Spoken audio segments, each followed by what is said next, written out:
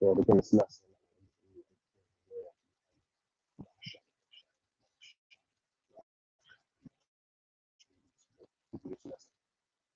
and the honest, the elders and the apostles, great and strong, who I learned truth from, the real prophets and leaders of Israel. Okay? It's about I'm not officially a part of their camp, but I learned strictly under their teachings. I recognize them through the Holy Spirit as being the real prophets that the Lord has sent to us to give us the correct way to salvation and teach us the truth. Okay? Number five, Shalom to giving up your body as a living sacrifice, food and the hope for the left, and Shalom to you as I stand. See that regardless of your Shalom. Hopefully, this lesson is edifying. As you see in the title, the people that hope really should be truly the people. It's talking about Esau. He's always in other people's lands, stealing what don't belong to him. And he will never change. It's the same playbook, over again. And what I want to touch on in this lesson is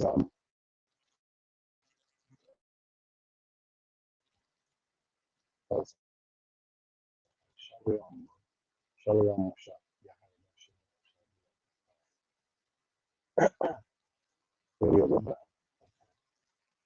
Okay.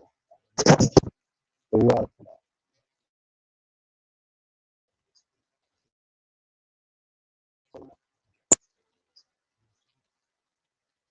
Because I've been having trouble lately, so now I'm using this.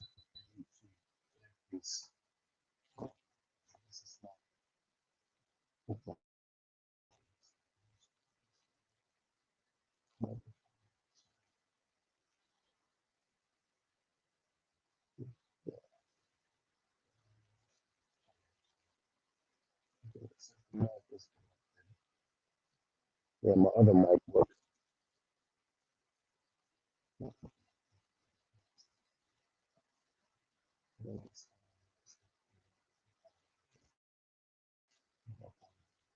So yeah, let me just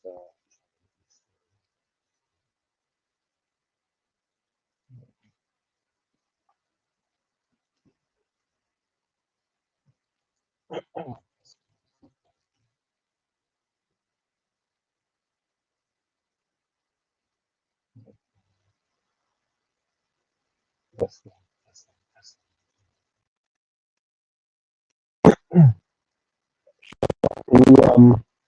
Can you let me know if that's any louder, if that's any better?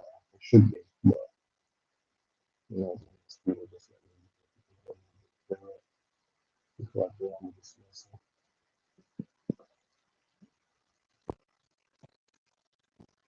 Let's go. Let's go.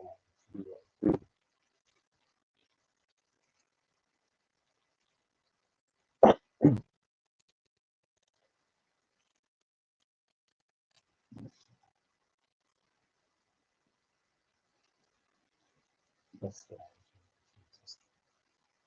Real muffled.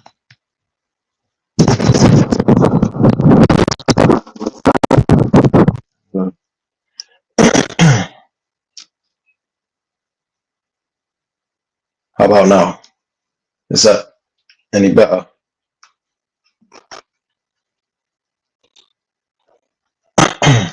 Testing 1 2 1 2. Testing 1 2 1 2.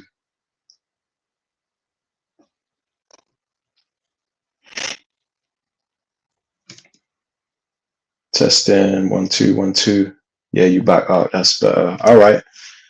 Well, I guess I have to have both pieces. Hey, Thor water for that art, man.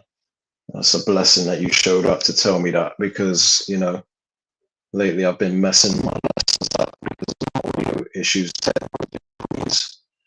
Now, as far as myself having two earpieces, I can't really hear myself talk real well. I feel like I'm deaf and dumb or something because I could barely hear myself talk. But it's all good.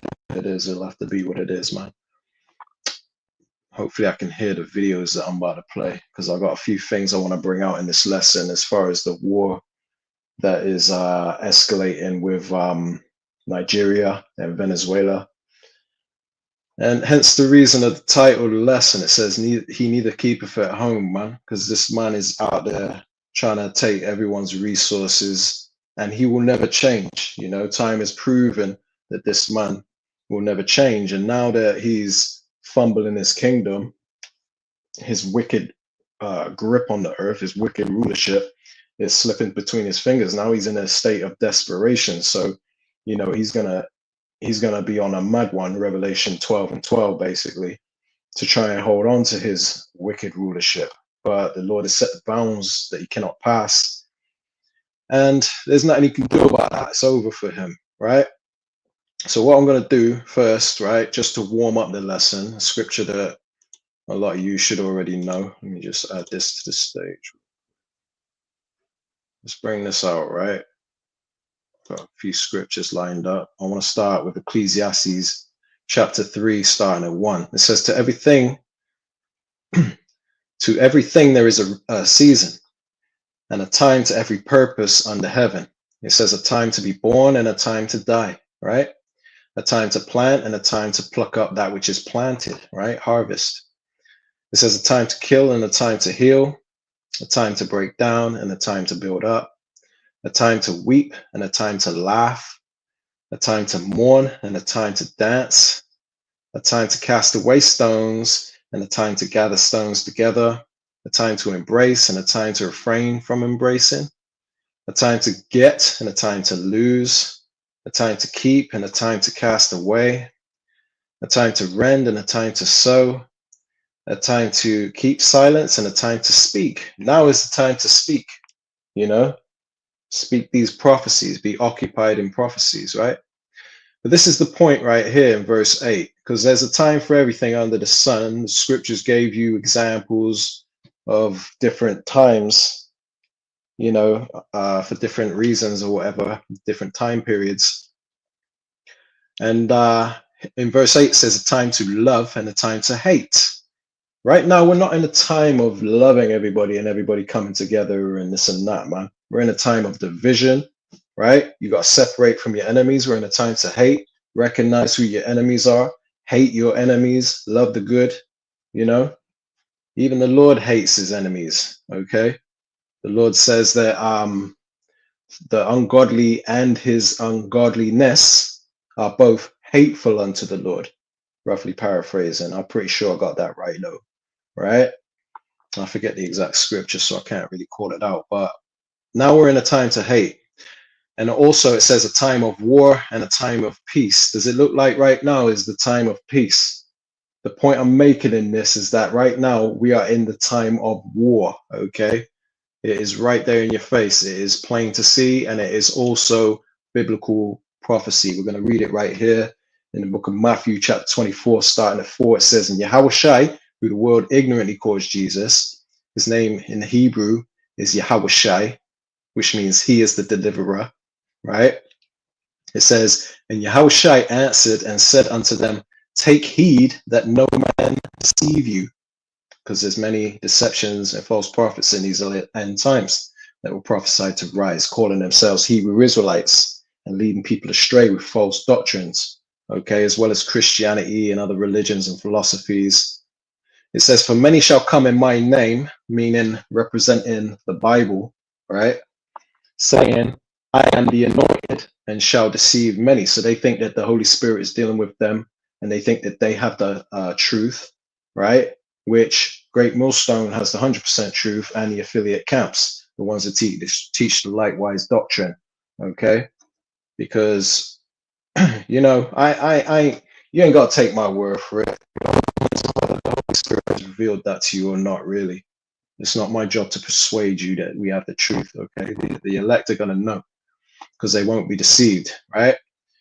It says, for many shall come in my name, saying, I am the anointed, and shall deceive many. And that's not the point. We're getting to the point, right?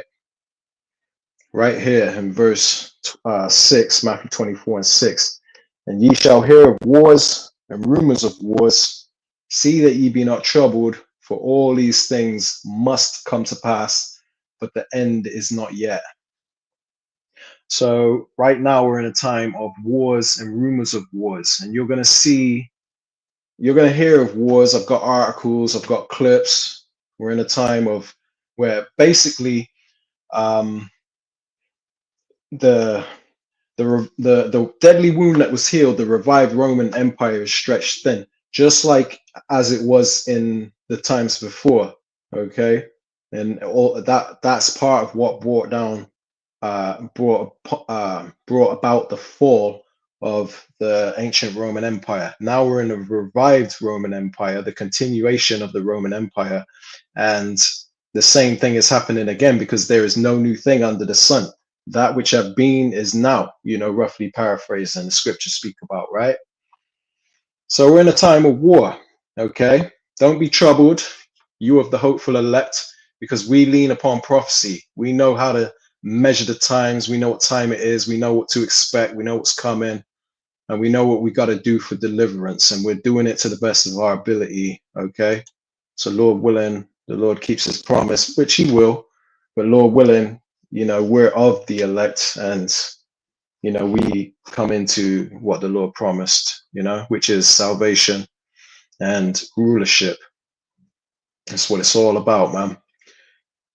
This is an article right here. It says over 100 killed in Brazil's deadliest police raid as Rio authorities battle drug gangs in favelas. And a lot of it's going on in Rio de Janeiro too, right? So you got war. This is a rumor of war, but it is actually true. When I first came across this, I saw a clip and I actually thought it was AI. As a matter of fact, I'll go ahead and play it right now.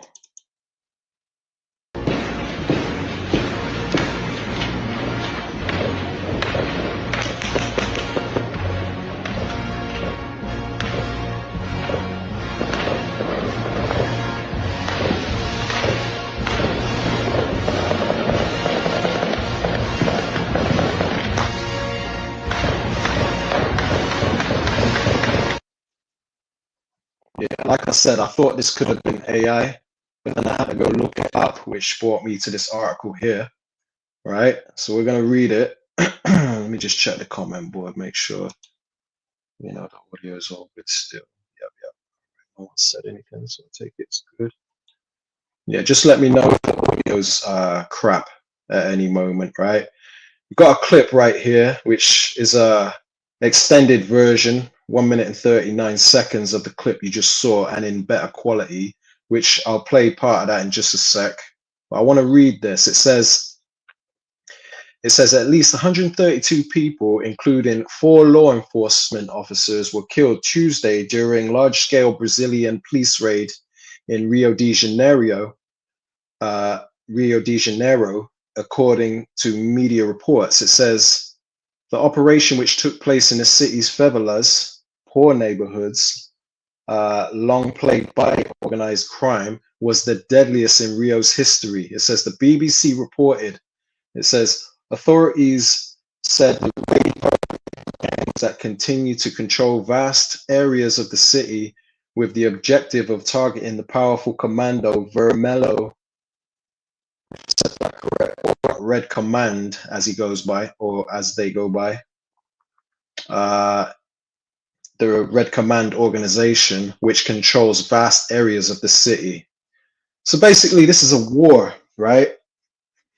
I guess you could say a civil war that's going on over there in Rio de Janeiro right now, which ties into the time we're living in when Yahweh Shai said that ye shall hear of wars and rumors of wars. This is it. It's unfolding before your eyes, man. Okay. It says the local public defender's office announced the death toll through Rio State Governor Claudio Castro cautioned that forensic work was still underway. He said the official number he had received was 58 dead, but added it was certain to change. Man, them boys look hardcore. Man, they in the thick of it. It's a different world over there. I mean, look at the buildings in the background. It's like pure slums, man. Okay, so you know there's all kind of crime and stuff going on in that place, man. They, them cartels and all that, they get down. It says, to be quite honest with you, the conflict wasn't in a built-up area. It was all in the woods. Okay, let's see. I didn't know that. I haven't read this far. It says, Castro said, it says, so I don't believe anyone was just strolling in the woods on a day of conflict. And that's why we can easily classify them. Authorities said gang members allegedly used drones to drop explosives on police officers as the operation unfolded. Damn. This is how the Rio police are treated by criminals, with bombs dropped by drones. This is the scale of the challenge we face. This is not ordinary crime, but narco-terrorism, Castro said. Right? So I ain't going to read no more of that. Let's just quickly check out the rest of that clip, and then we'll move on, right? Because this is just an example. An example. The state of the world right now. These different countries. You got wars and rumors of wars, right? Let's check this out.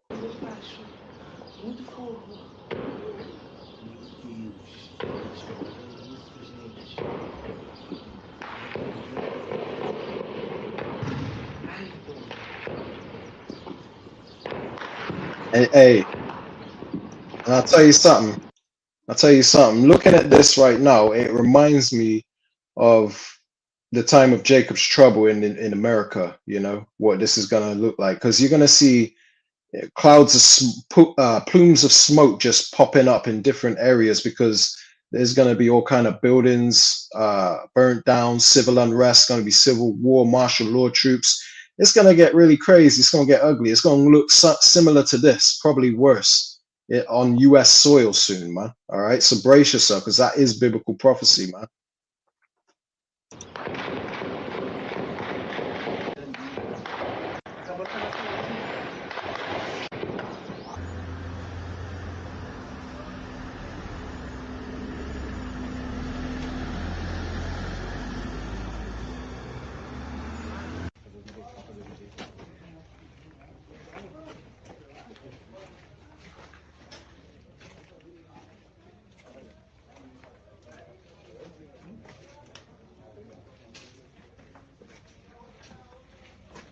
Cara. 118, tá? É, tava com a gente. Tá com a gente, o vídeo tá todo. 8182 e 118. 8182 também. Interesting. So that's the time we're living in. Wars and rumors of wars. Just quick check. You know why, Jack? Come over here a second. Because this is an honor for what I'm going to say right now, that you don't know what I'm going to say right now. All right. Well, I don't know what that is. It just played on its own. But let me show you a clip or two, right? Just double check. All right. Comments were good, right? So this is what's going on with Nigeria right now. I'll let this guy explain, and then we're gonna speak more on it. All right. So check this out. Okay, so Donald Trump has just ordered the Department of War to prepare for possible military action in Nigeria. In a recent post, he claimed that there is an ongoing mass slaughter of Christians in the country by radical Islamists, and said that if this continues, quote, the USA will immediately stop all aid and assistance to Nigeria, and they may very well go in there, he calls it a now disgraced country, guns a-blazing, to completely wipe out the Islamic terrorists who are committing these horrible atrocities. And then he concluded all of that in all caps, warning the Nigerian government better move fast. Now, Nigeria's president, Tinubu, he previously responded saying that Trump has basically got it all wrong about the situation in his country. Tinubu said, quote, there are security challenges which affect citizens across faiths and regions. So he's not saying that it's specifically isolated to Christians. And then he said that his government has been carrying out consistent and sincere efforts to safeguard freedom of religion and beliefs for all Nigerians. Bro, even Nicki Minaj has got involved in this situation, thanking Trump and his team for taking the situation in Nigeria seriously, and then said that numerous countries all around the world are being affected by this horror and that it's dangerous to pretend that we don't notice. But the question that you're probably wondering is what Trump is saying true? And the answer is yes. partly, because there is some nuance to it. So according to the United Nations, independent analysis, and a 2021 bipartisan, by the way, report by the US Commission on International Religious Freedoms, thousands of Christians have been targeted and killed. But the nuance is so have Muslims, and so have those who are not religious at all. You see, Nigeria's population, which is roughly 220 million, they are almost equally split between Muslims and Christians. And the group which these reports cite the most often, which are carrying out these attacks, is called Boko Haram. That doesn't mean they're the only ones, but the most cited. Now, for those unfamiliar, it's essentially a militant jihadist organization that have an ultimate goal of establishing an Islamic state under Sharia law. And they have targeted Christians for their faith in churches, places of worship, but they've also targeted Muslims for, quote, not being Muslim enough. They've also targeted police, military, government. And in fact, according to the United Nations, they have killed more than 40,000 people and displaced more than 2 million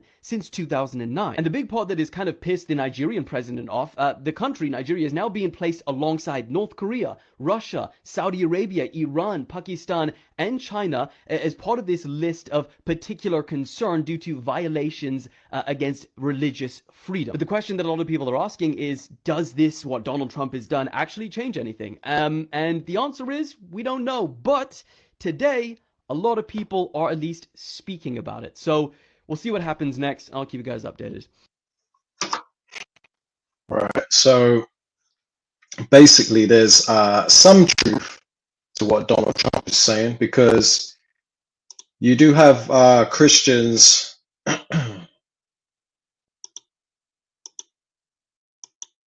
You do have Christians and Muslims getting slaughtered over there in Nigeria, but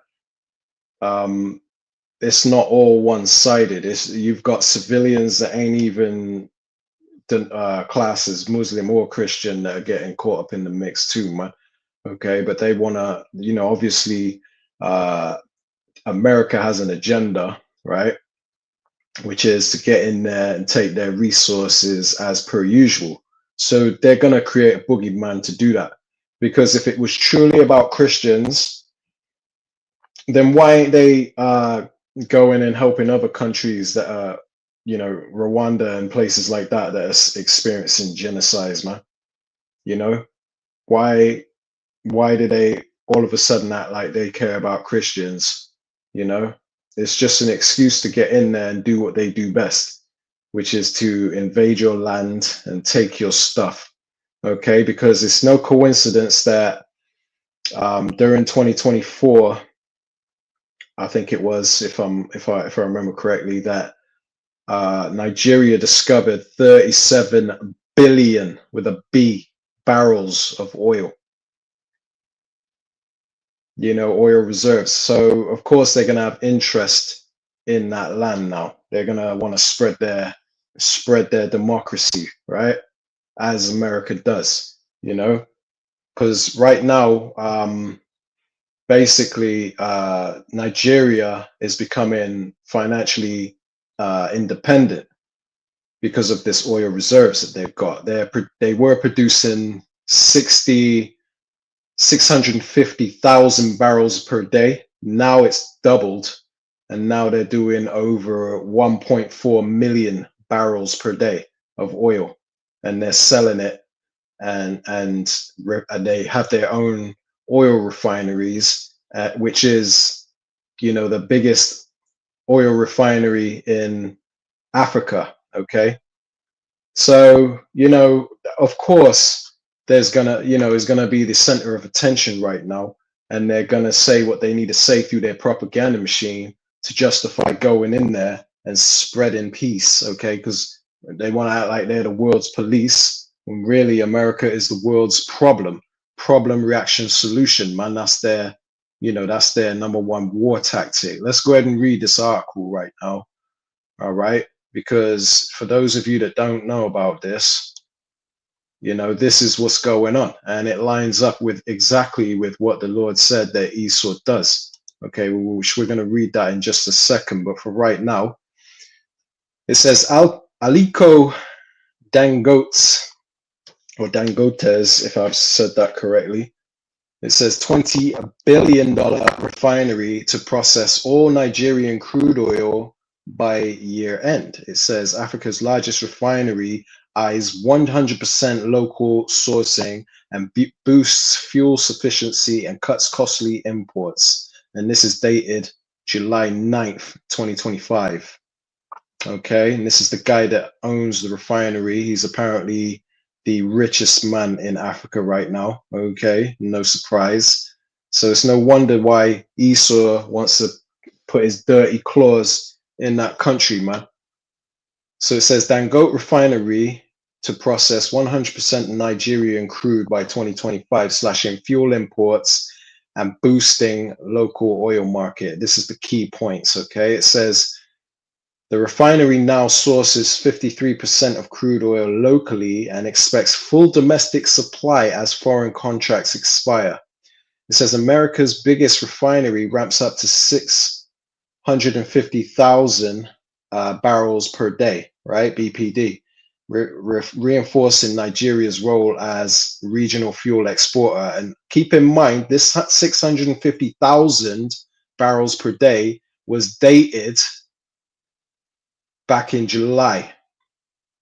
And now they say they're pretty much doubling the barrels daily, apparently, if I read correctly earlier. So now they're saying it's at over 1.4 billion or no, yeah, it must be million. I heard billion. It must be million if that's the case. But I'll double check later, Lord willing, right?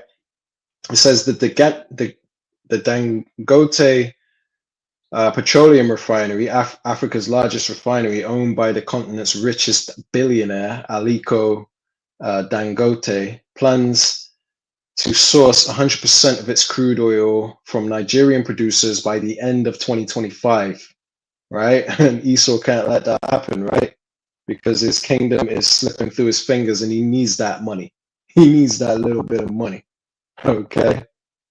To continue his wicked reign of terror over the earth, the planet Earth. It says, marking a major milestone in Nigeria's oil industry. Let's see if we can get to any meat. Let me just scan through it real quick. If anyone wants these links, I'll leave them in the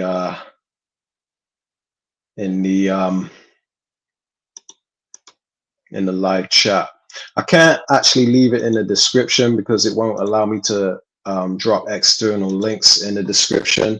I've tried it once before, it didn't work. It makes me jump through hoops and bounds to do that. So what I'm gonna do right now as we speak, I'm gonna drop a few of these links, including this one about the war in Rio de Janeiro, Brazil. I'll leave that in there too.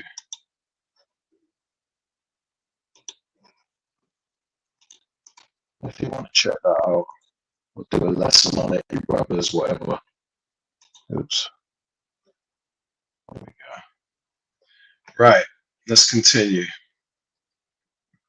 So this is the book of, right? I want to read the book of Joel because, you know, a precept jumped to mind when I heard about this, because you got all kind of countries kicking out France, all kind of countries in Africa kicking out France and becoming financially independent.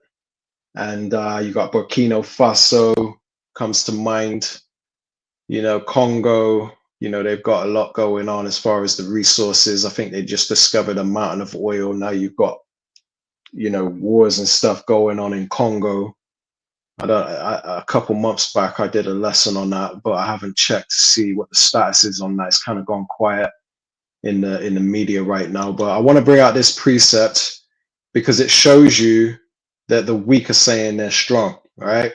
These weaker countries are now becoming financially independent and breaking away from, you know, the tricks and the broken treaties and the empty promises of the so-called white man, Esau, Edom.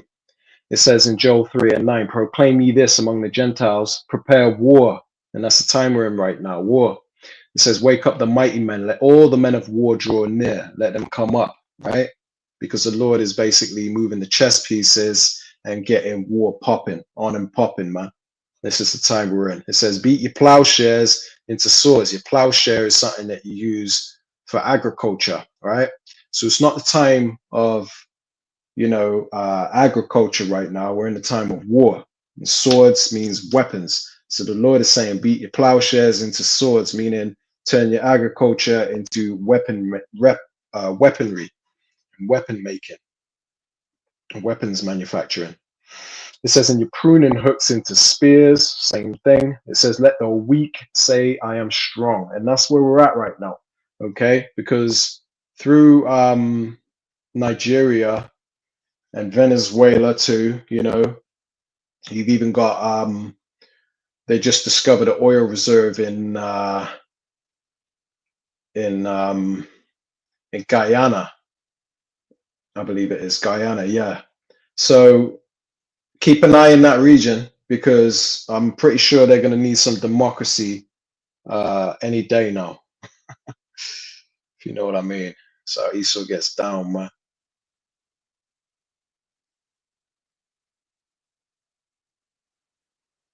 Right. I won't read any more of that. You can read that for yourself because that's not what this lesson's about. I just wanted to show you that we're in a time of war, that's what the scriptures say, and the weak are saying they're strong, especially with China and Russia defending them, like Venezuela, which I got a clip I want to show you in just a few moments involving that whole situation. This is another article here. Nigeria refinery aims to be the world's biggest with expansion. And this one is dated 26th of October 2025. So this might have a more up-to-date estimate of the barrels that they're making. Actually, it does right here. Just like I said, okay, it says Nigeria's Dangote oil refinery, already the largest in Africa, aims to become the biggest in the world in 3 years' time, with an expansion doubling its capacity, its owner said on Sunday. Okay, it says, this is his quote. It says, we are more than doubling the barrels per day to 1.4 million from 650,000 barrels per day, right? Says Aliko Dangote, who is the owner of that refinery. He says a Nigerian businessman who is Africa's richest person. See? So just like I said, it isn't billion. So forgive me, it wasn't billion with a B. That's misinformation I've obviously come across, but the articles are telling you it's million. So either way, I thought billion is a bit high, but yeah, million sounds more realistic. But that's a lot of oil. They need some democracy, man. Okay. Esau says they need some democracy. It says this will make it the largest refinery globally, surpassing India's Jamnagar refinery, if I said that correct. He told a news conference in Lagos. It says the privately run Dangote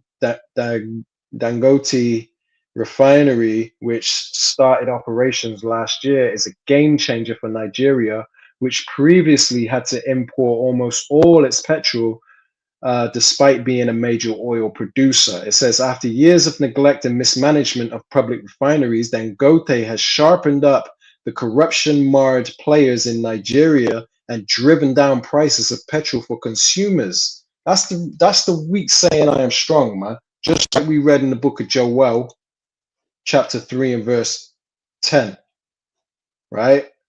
It's a time of war. Beat your plowshares into swords, your pruning hooks into spears. It says, let the weak say, I am strong. And this is all a part of that biblical prophecy, man, jumping off the pages, right? But now Esau wants his piece of the pie, okay? Because you can't have nothing nice in this world without this man thinking, his entitled ass, thinking that he has rights to some of your riches, Hence the reason why he taxes us.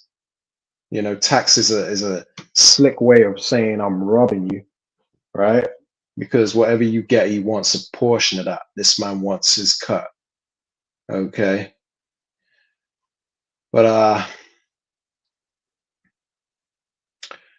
We've also got rumors of wars in Mali. Let me go ahead and play this clip for you right now, because there's not actual war in Mali right now, but America has interest in Mali because, well, for one, they're telling their citizens to leave, to flee from Mali. Okay, so we'll see what, we'll see what comes of that. Let me just quickly play this real quick. All Americans in Mali, West Africa, have been told to leave the country immediately. The US Embassy has issued a statement telling people to get to the airport and get the first flight out of there whilst they're still available. The embassy is warning people not to try to drive out of the country because the highways are lined by terrorists. And the US Embassy says it won't be able to rescue anyone outside the capital. So this is after the conflict between the government and these terrorist groups escalated. One of the things they're fighting for control of is the energy supply, and fuel levels are critically low, and that's why there might not be any more flights out of the airport if they can't get enough fuel. Any US citizens that insist on staying in the country should prepare contingency plans for emergency situations, including a need to shelter in place for an extended period. So the US Embassy clearly saying, if you don't want that option, get out. So yeah, Mali is another country in West Africa. Apparently, I'm not too sure where it's located on the map, but because I'm not too familiar with the map of Africa as familiar as I should be, but apparently it's close to Nigeria, but it's not a bordering country. Okay, it doesn't have a border. It's not bordered next to Nigeria. Okay, but it's close. So there's a lot of conflict going on in that region, and as you should know, a lot of them West Africans are Israelites. Okay, and not all of them, but that's where we were sold from on cargo slave ships and dispersed to the Africa and to America, Slovakia, and the Caribbean islands and stuff in South America, all in that area. But you still got a lot of Africans, Israelites that's still in Africa among the native Africans, which are the biblical Hamites. Okay. So yeah, that's leading up to war, because that's another conflict that's looks like it's pending or getting ready to happen in that region. Okay, because anytime you're telling your citizens to get out of there, it's because you have inside information as to something that's about to go down in that area. So we'll see where that goes. It's another region to keep your eye on, right?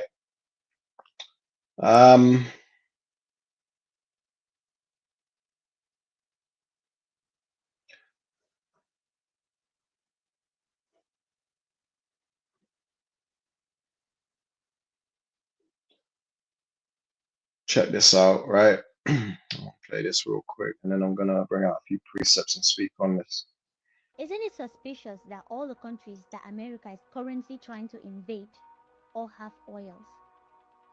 Because just the way Donald Trump is coming to save the Christians in Nigeria, he has ordered the American troops to invade Venezuela as well. Venezuela just discovered a huge oil well. Another country that the United States of America is currently trying to re-invade is Iran. They just discovered a rare mineral in huge quantity over there. If he doesn't have the Christian propaganda to use, he accuses them of drugs. For instance, Venezuela, the American Air Force bombed fishermen. This happened this year. Innocent fishermen that were trying to make ends meet. The American government bombed them and said they were trying to use the boat to get into America, a wooden boat, that they were trying to use the boat to enter America, only to find out that they were just fishermen that were fishing, and that's the area that they usually go to fish. Now he has called for airstrike in Venezuela, that he wants to go and help them with the cartels over there, while he's coming to Nigeria to help the Christians. Then for Iran, all this man knows is death, man. Everywhere he goes, he just spreads death and destruction. How about he went over there bombing a boat, saying it was the cartels carrying drugs, and the whole time it was some fishermen, man. You can't make this up. But this is, is he going to have any remorse for that? No. There's a couple more dead brown people in his eyes. He don't care. What are they going to do about it? They are sponsoring terrorists. They are oppressing their people. That's what he's using for Iran. For some reason, all these countries have huge oil reserves and other rare minerals as well. And we're going to get into that, because this, if America's sticking their nose in other countries' business and putting their military over there, you best believe it's because they have something that America wants. There's no other reason behind it. But they're not gonna come out and say that, are they? Okay, this is the devil we're dealing with here, man.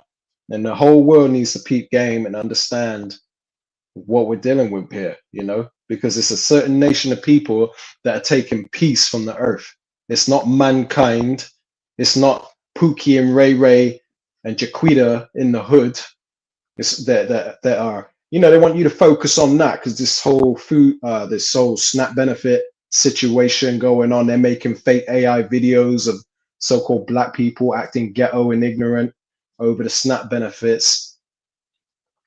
And they want you to focus on them as the face of the problem, because Esau's kingdom is falling through his fingers and he wants someone to blame.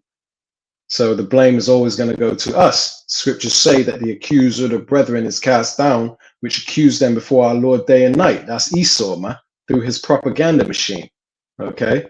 So you got to peep game and understand what's going on, but it's the same playbook over and over again. They go over to other countries, destabilize them, okay, and then create a boogeyman, and then they're justified for going over there and spreading peace, right, through genocide. Yeah. May you receive sense and pick up a book and start reading, so you stop embarrassing black people in public spaces, and understand that these people that you are clapping for, they don't care about you. They literally call you animals.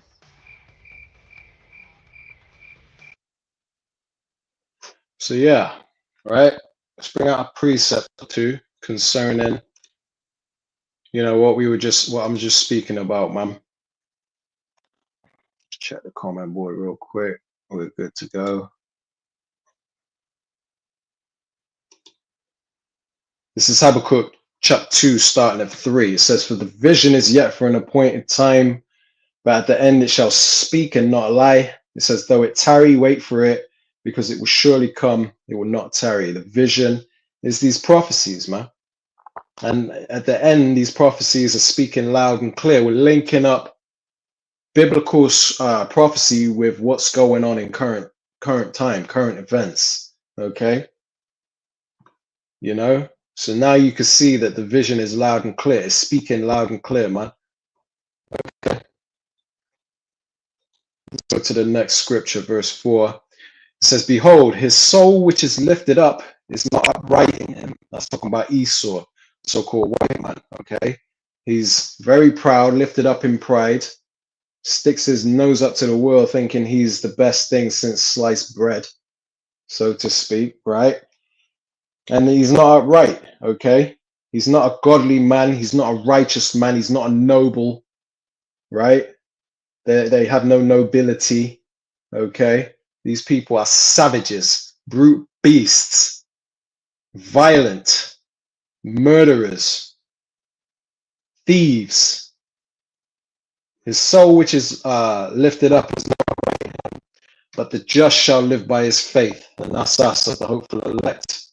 And we have faith that the scriptures are true, and that we can trust in the Lord through all this taking place, all these events that are taking place. Okay, we have a high amount of faith, and our faith is increased as we see these events unfolding, and we increase our listeners, the people that watch our videos, we increase their faith by bringing out these things, bringing out these scriptures, and showing you how it links up with the times we're living in, proving that you can trust the word of the Lord, man.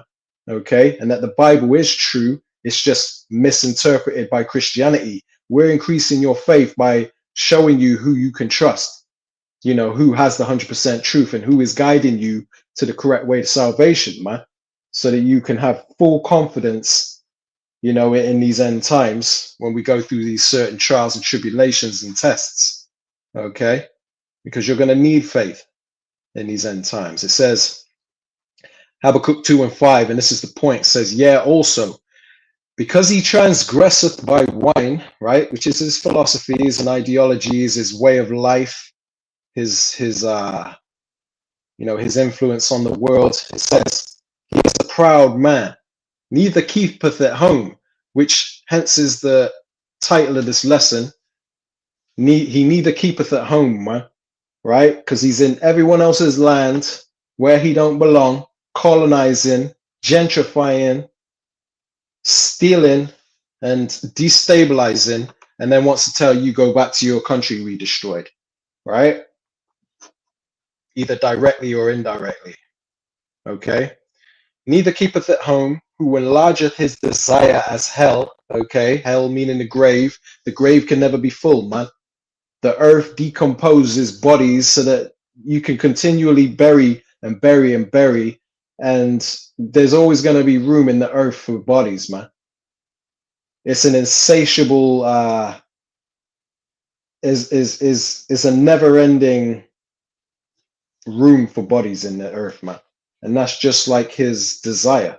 He enlarges his desire, meaning he can never have enough. I want to say it in just a second. It says, and is as death, because everywhere this man goes, he spreads death. Hence the reason why, as soon as they put their military over in Venezuela, now they're bombing fisher boats, and through their propaganda saying, yes, victory, we got them drug cartels and the dumb MAGAs cheering and clapping, go Trump, not knowing they're cheering a man that hates them, okay, and is gonna soon cause them to be starved to death, okay, so that they can comply, so that the remainder will comply to this digital system, this beast system they're setting up.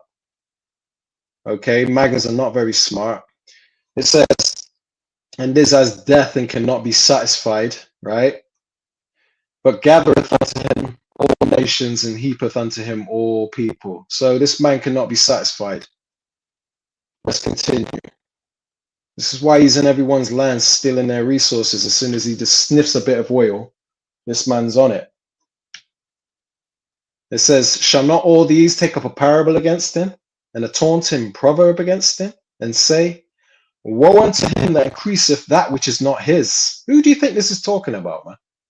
There's only one group of people that have a reputation of, for one, they own the world, right? But they have the ability to set up their central banks in your country, set up military bases in your country, embassies, and you can't do nothing about it.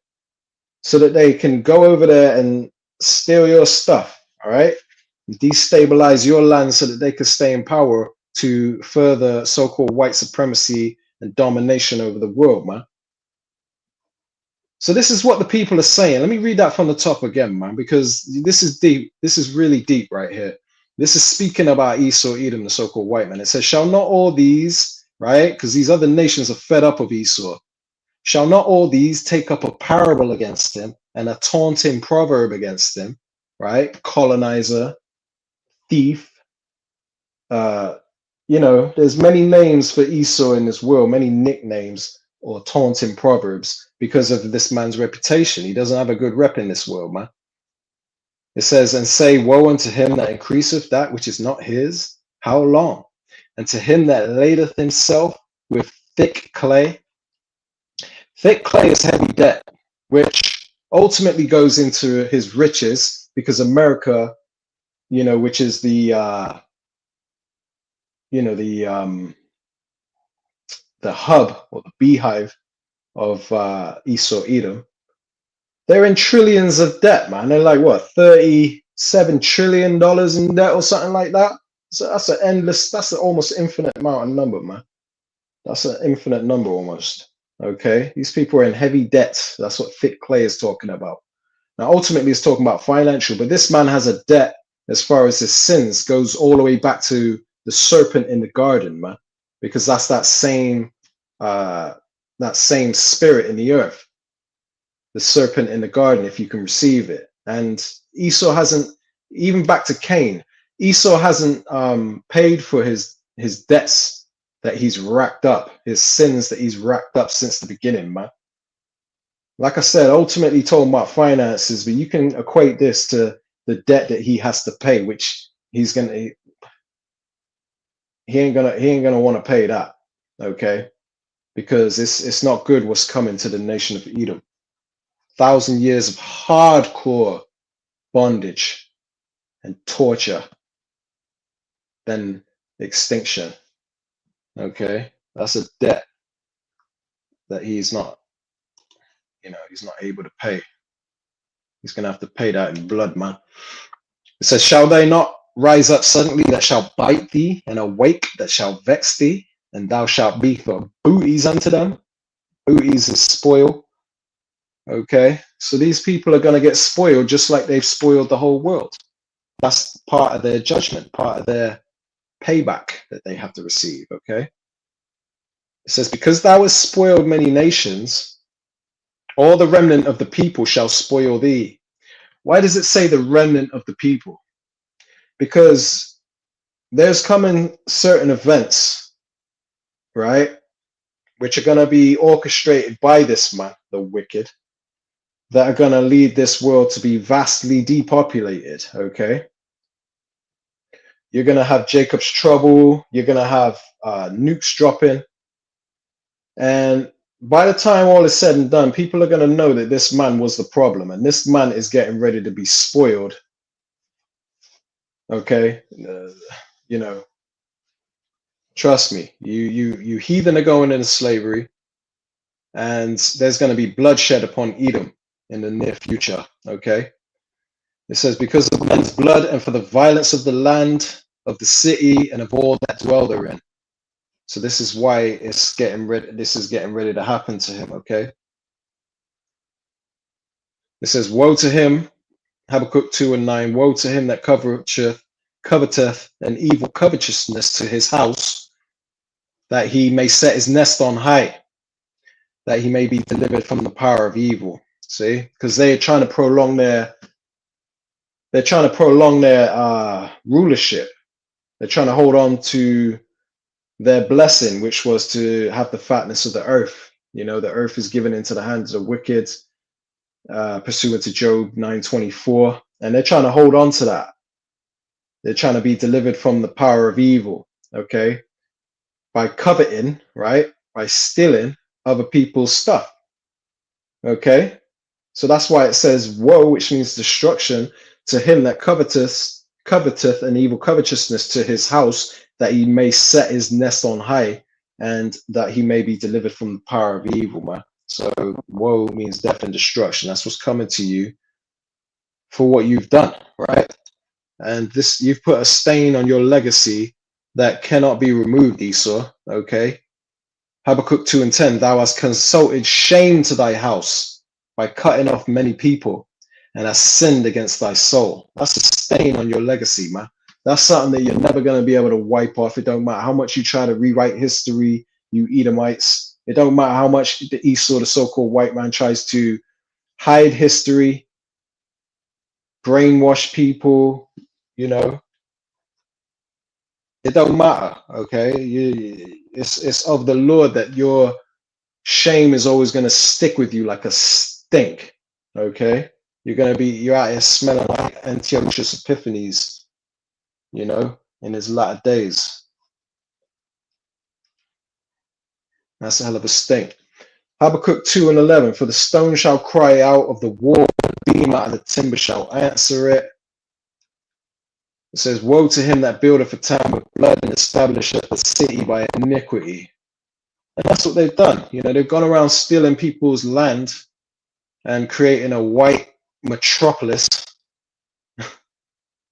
you know, through bloodshed, thievery, and slave labor.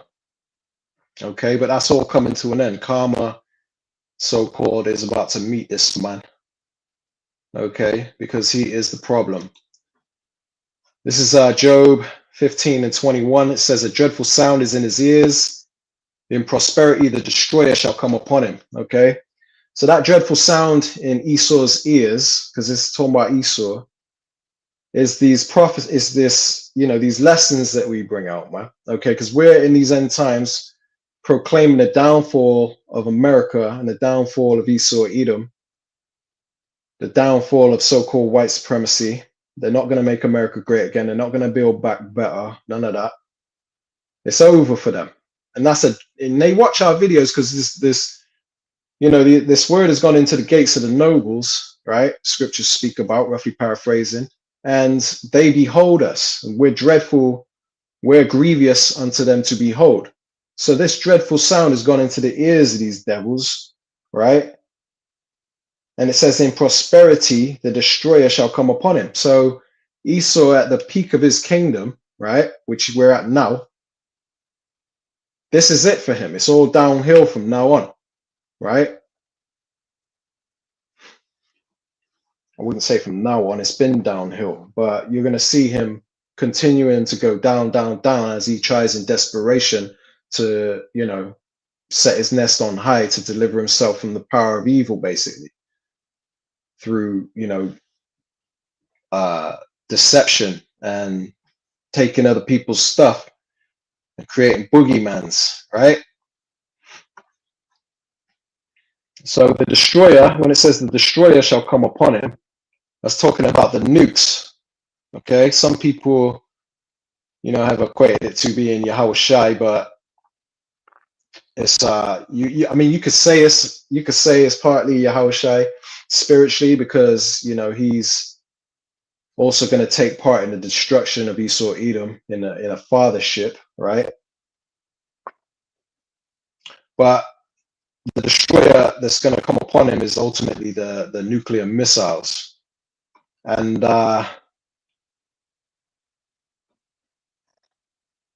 there's a scripture.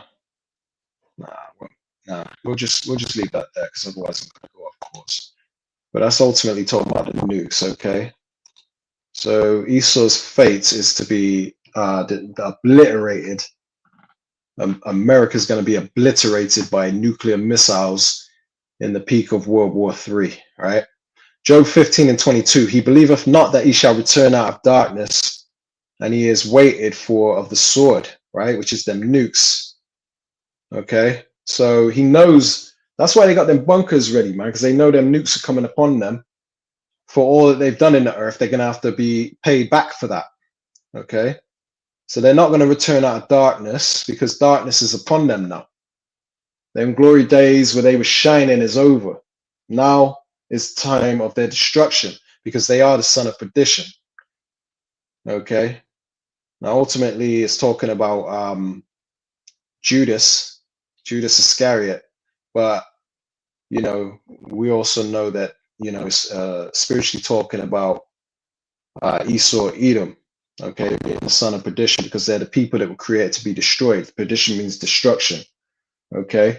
So he's going to be destroyed by the destroyer, which is the ICBM nuclear missiles.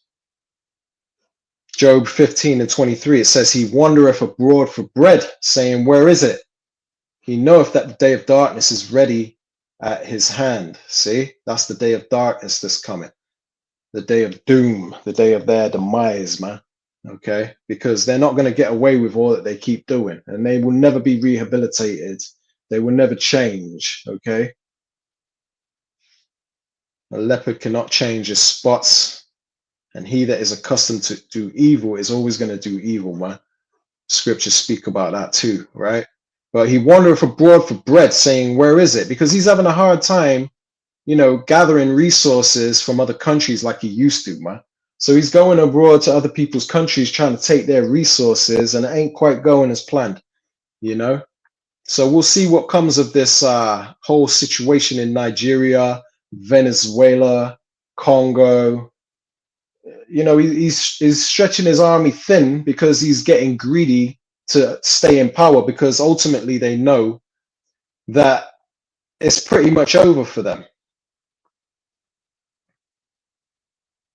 That's why it says here in Revelations 12:12, therefore rejoice ye heavens and ye that dwell in them, It says, woe to the inhabitants of the earth and of the sea, for the devil, which is Esau, is come down unto you having great wrath, because he knoweth that he have but a short time. So you're going to see a lot of things play out under the cruel Lord Donald Trump, because, you know, these devils, these Edomites, they know that they don't have long left to rule. Even the average, you know, Joe Dirt, Joe Six-Pack, trailer trash Edomite, MAGA maniac, they all know that it's over for them, man. Okay, hence the reason why they're all over TikTok and social media, whinging and complaining about the way of the, you know, the ways of America, the economy, and it ain't gonna get any better. When does things ever get better? When do taxes go down? When do prices of food go down?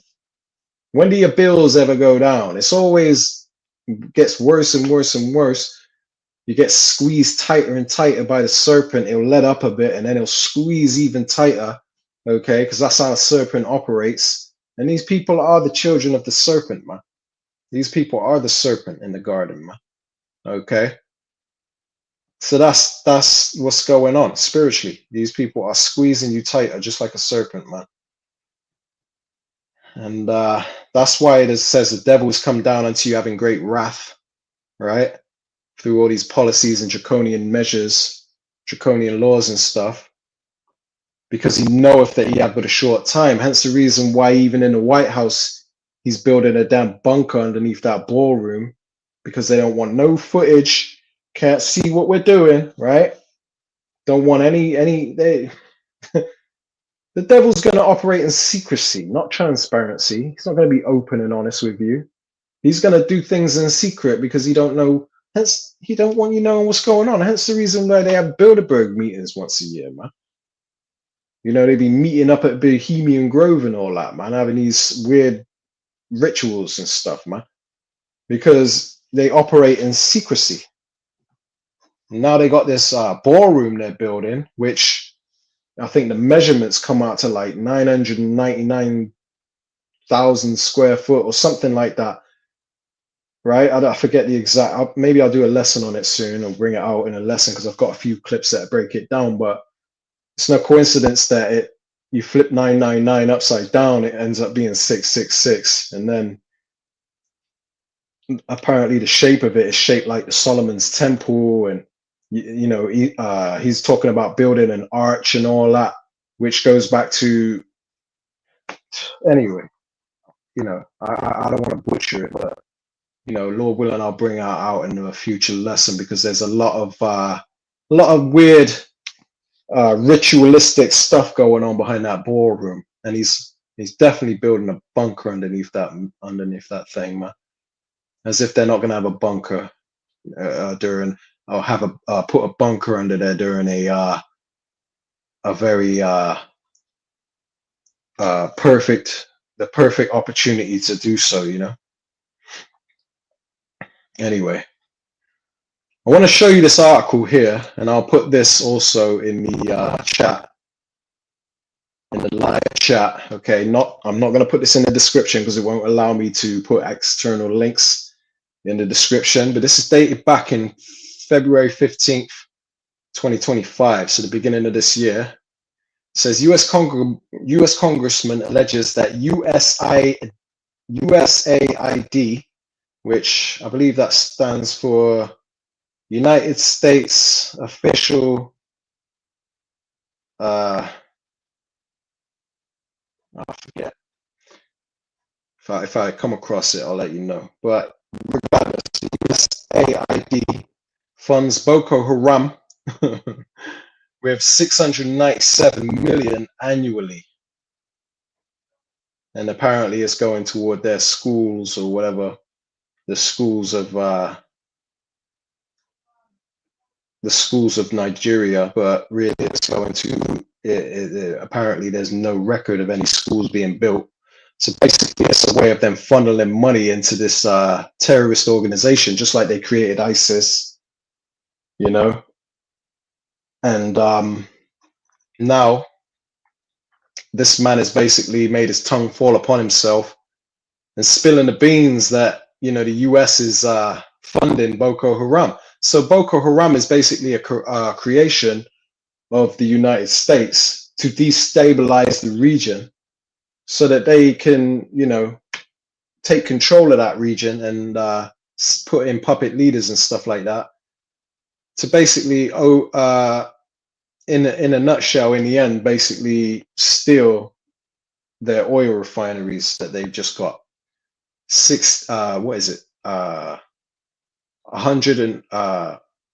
14 million barrels of oil per day. That's a lot of oil. So of course, Boko Haram is over there wreaking havoc upon Christians. Now we need to go over there and give them some democracy. It says the damning revelation by a United States Congressman Scott Perry that the United States Agency for International Development, that's what it is.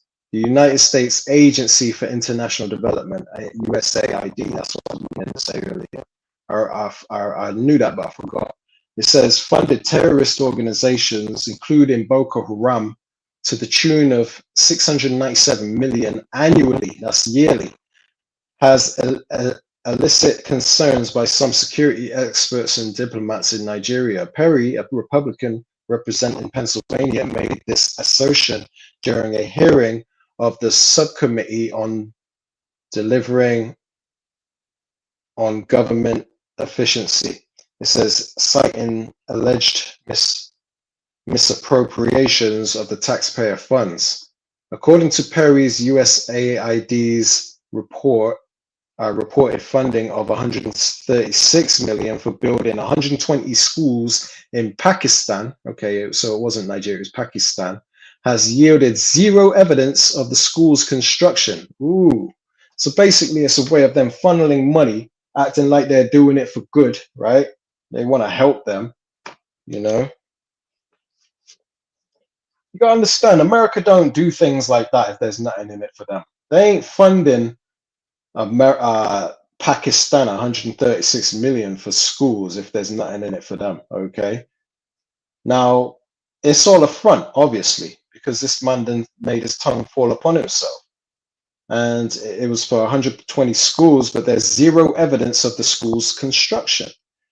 It says he also questioned the allocation of 60 million annually for the Women's Scholarship Endowment and 5 million annually for the Young Women Lead Program, suggesting that these funds may be supporting terrorism instead of empowering women.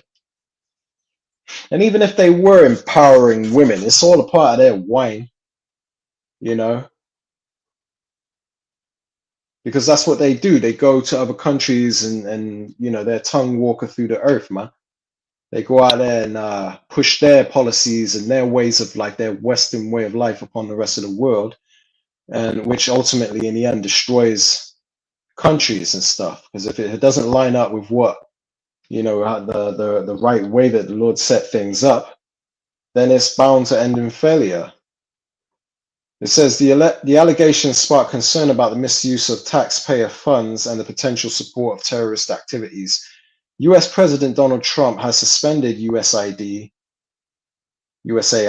and other aid programs, accusing them of corruption.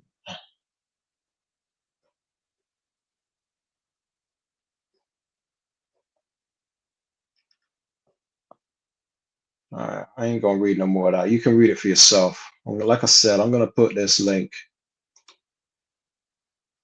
in the description of this of the live chat. Shalom, bro. Judah, Yahweh, Shemi, Shai, Barakatah, Thawada for joining my live, brother. Good to see you, man. Lord willing, this lesson is edifying. Like I said, I'm gonna paste. I've got 3 links so far in the live chat because I can't put them in the description. It won't allow me to put external links. So this is how I have to do it for the time being. Hopefully, something changes in the future. Let's go ahead and play another clip real quick.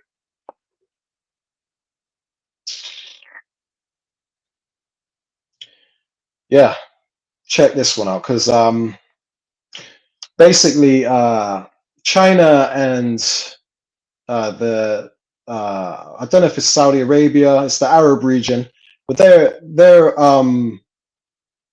they're threatening the dollar because I think they're trading oil amongst each other and they're not using the dollar now. Check this out. So explain it better. The Saudis entered into an oil sales deal with the Chinese, and for the first time ever, and I mean literally ever, they didn't pay in dollars. The Chinese didn't pay in dollars. All oil transactions around the world have to be in dollars. Right. This deal was in yuan, and the Saudis accepted the yuan. That set the precedent. It broke this long string going back to the 1930s. Well, now that the Chinese have been paying in yuan, the Brazilians said, you know what? If the yuan is a legitimate international currency, we should join with the Argentines, the Chileans, and I think they said the Mexicans, and we should make a Latin American currency, and we should stop using dollars. Well, what this means is little by little, we're being pushed out of the place where we've been king of the hill for almost a century. Yeah. So, you know, he mentioned Brazil wanted to be a part of it. So it's no coincidence why, you know, you got conflicts going on right now in Brazil, man. Check this out, right? This is Obadiah. We'll come back to 15. I want to go to verse 6 real quick. Let's start at verse 6, right? Obadiah 1 and 6. How are the things of Esau searched out? How are his hidden things sought up? And, you know, everyone's digging up the dirt of Esau and exposing this man in these end times. And it's getting harder for him to do his false flags and, you know, his coups and his you know, his deception. And part of his latest deception is by, you know, going into other countries and saying he wants to spread peace by defending Christians. Now he wants to go to Nigeria and all that. And we know it's the same old playbook. The things of Esau are searched out, and it's harder for him to hide himself. It says, how are his hidden things, his deceptions sought up? Everyone's digging up, you know, everyone's revealing this man all over social media. Hence the reason why they want to police the internet, try to take over TikTok and all that, because that's a big part of a threat against their kingdom. Obadiah 1 and 7, this is the point. It says, all the men of thy confederacy have brought thee even to the border. The men that were at peace with thee have deceived thee and prevailed against thee. They that eat thy bread, so like it, they that eat thy bread have laid a wound under thee. There is none understanding in him. See? So the men that were at peace with America, all these other countries that basically got rich with America, now they're trading they're trading in their own currencies and stuff and omitting the US dollar. Okay? They're 86 in that. Because basically they're realizing that America is, you know, doing deals with America ain't a good deal, and they ultimately want America to be destroyed, man. So why continue keeping the bully rich? Let the weak say I am strong. Now they're all turning on America and growing some nuts. Okay?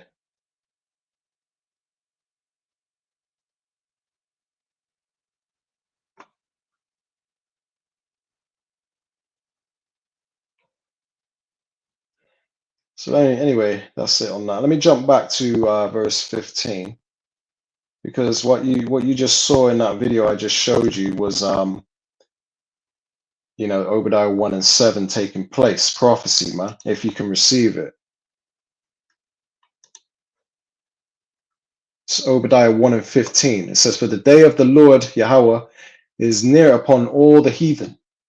As thou hast done, it shall be done unto thee. Thy reward shall return upon thine own head.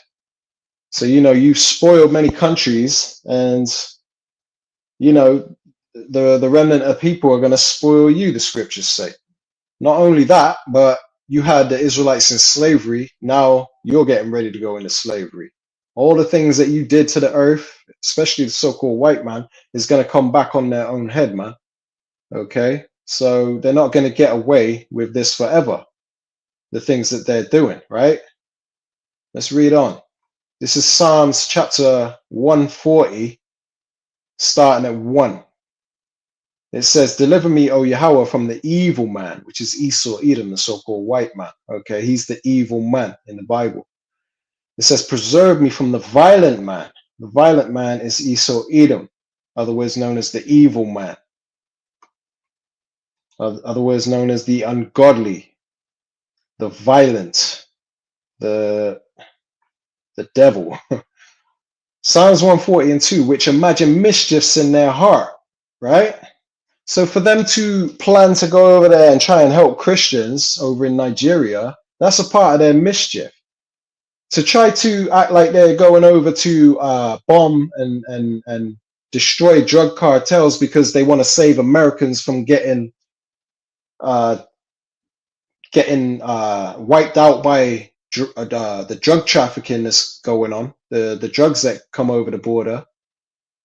That's part of their mischief. And we're going to get into that in just a sec, because I've got a clip showing you that the CIA, which is a creation of the USA, is the ones that are working with Venezuela to bring the drugs into the country.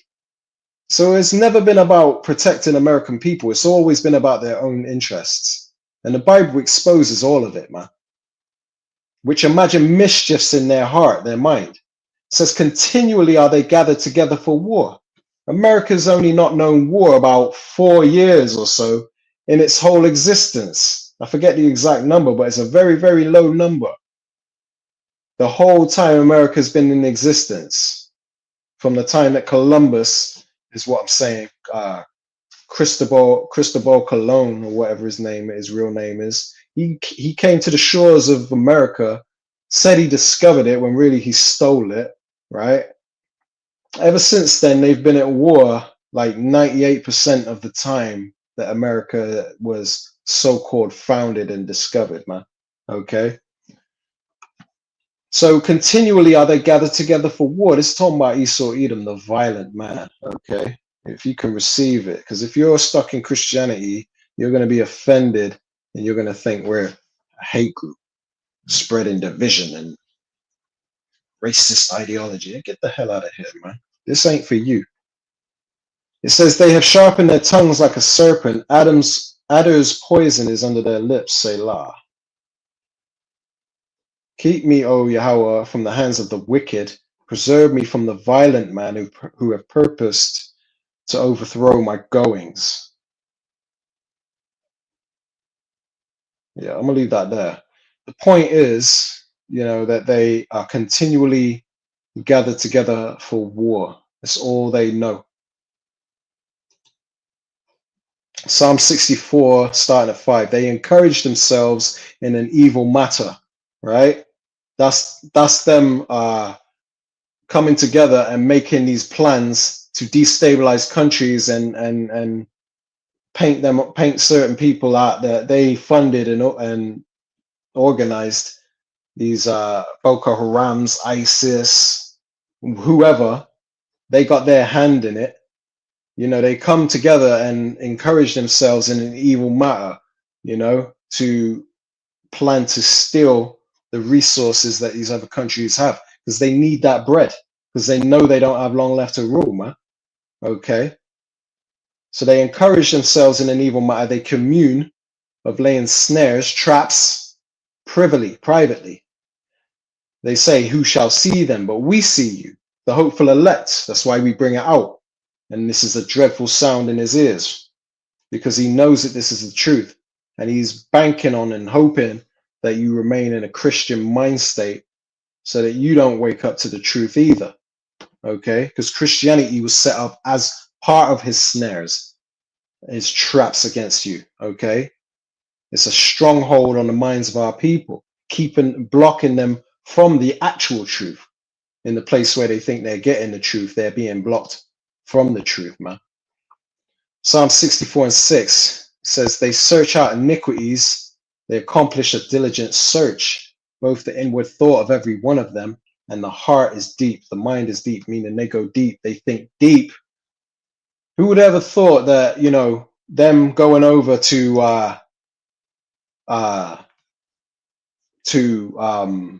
help apparently Christians in Nigeria was all a part of their plan to basically destabilize the place and overthrow the place so that they could steal their oil. But that's what's going on, man. Check this out. There is no Christian genocide happening in Nigeria, and these claims exist to further U.S. interests in the region. There is no credible evidence or international reports of a targeted, deliberate Christian genocide by Boko Haram. And the talking points surrounding this by U.S. political actors are rooted in misinformation and are not supported by the datasets. Now, that being said, Boko Haram's attacks on Christians, including massacres, church attacks, and kidnappings, are absolutely real. Now, this violence is absolutely real. To say that no violence against Christians exists is as equally wrong as saying that it is a targeted, deliberate Christian genocide. The truth lies somewhere in the middle. Because you have Nigeria is pretty much 50% Christian and 50% Muslim. And you've got both sides are getting killed, but they want to focus on Christians because that's what tickles the fancy of MAGA. That's what they want. They want to persuade MAGA, which claim to be Christians, to get on the side of, yeah, they're the boogeyman, Boko Haram, which is a creation of America, but they're none the wiser. And then they say, yeah, you know, we want to fight them and defend the Christians, and that's like music to their ears, man, because they're saying that Boko Haram are trying to spread Sharia law over there, right? Which there's another group called ISWAP, which is a branch off of Boko Haram that, you know, they're actually trying to spread Sharia law over there, apparently. But Boko Haram is like in the middle, they're killing Christians and Muslims, okay? So, you know, there's a lot more to it than meets the eye, but, you know, ultimately, you know, MAGA is just like the racist far-right movement in the UK, that, you know, anything Muslim is just, you know, it's got to go in their eyes, you know. I'm not saying we support, us of the hopeful elect that support the Muslim religion or whatever, but, you know, we understand what's going on, man. Boko Haram is an extremist Salafist terrorist group that has attacked churches and mosques, meaning their victims are both Christian and Muslim. See, just like I said, man. Independent conflict data sets and media analysis shows many Muslim victims. Some data projects actually report more Muslim deaths than Christian deaths in recent multi-year periods. And this is in line with the statistics behind multiple international insurgency groups. The vast majority of terror victims are Muslim. And these attacks generally focus on Muslims they consider apostates or collaborators. So multiple data sets actually show that the number of Muslim victims is either equal to or even greater than the number of Christian victims. And this isn't to say that Christian deaths don't exist or are somehow less valuable than Muslim deaths.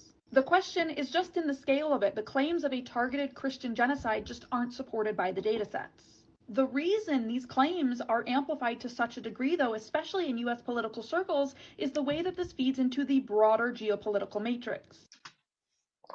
Yeah, to justify going over there, getting involved, sticking your nose in places you don't belong, and eventually stealing their resources. Oh, while we're here, we might as well take control of the oil refineries. You know that's what's coming, man.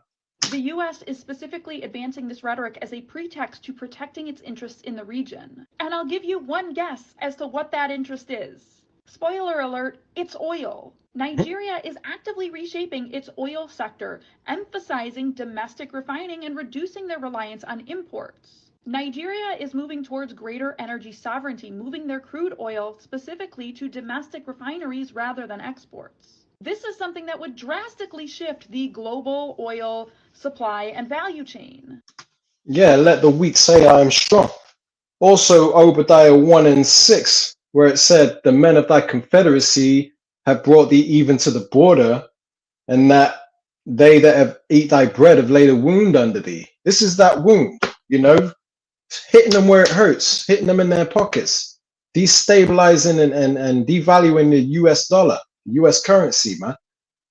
So Esau, in order to stay in power, he's got to come down with having great wrath. because he knows he ain't got long left to rule because all these things are happening to him and he don't like it. He don't like the thought of becoming a minority in the earth or losing his position in the earth.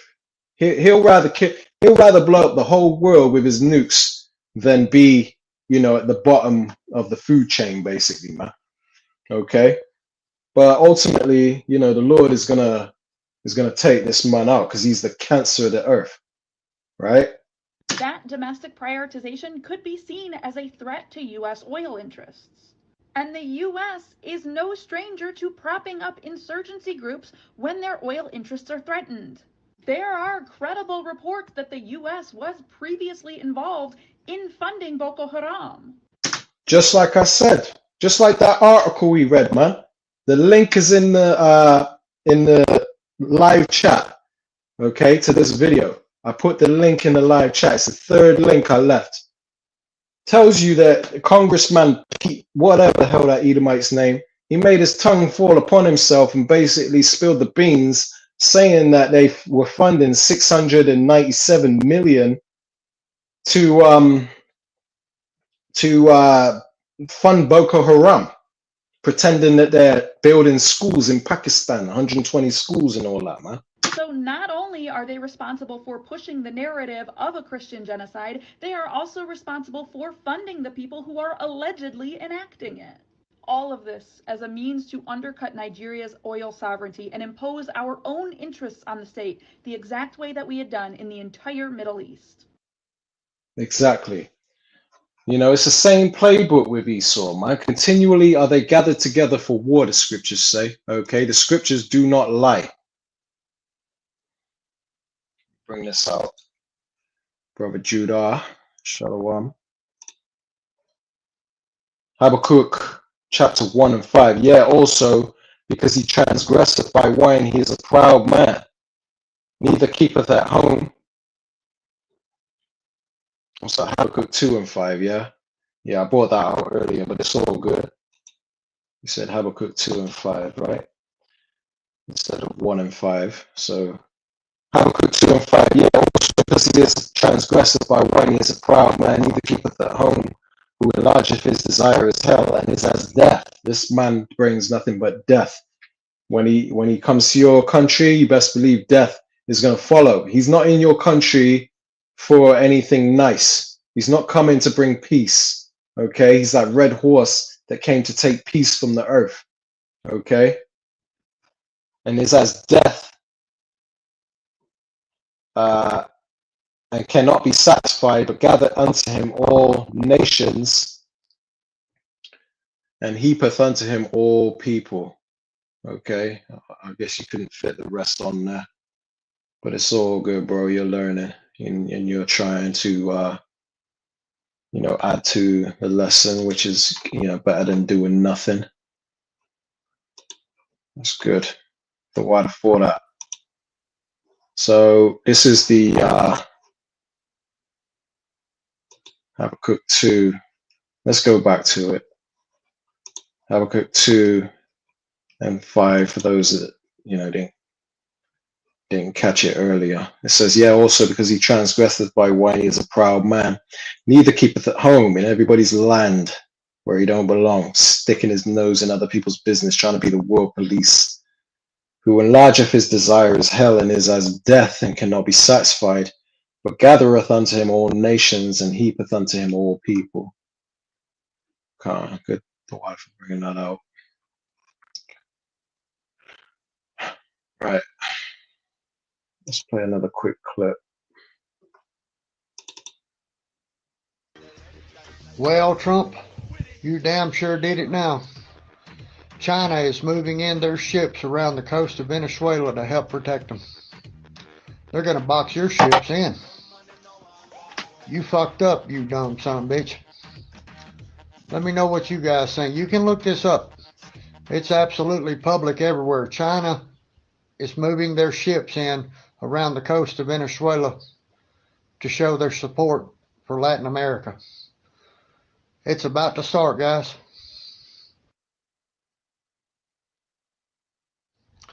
As most of you know, I'm in Latin America. They're not playing here, guys. They're gearing up. It's about to start.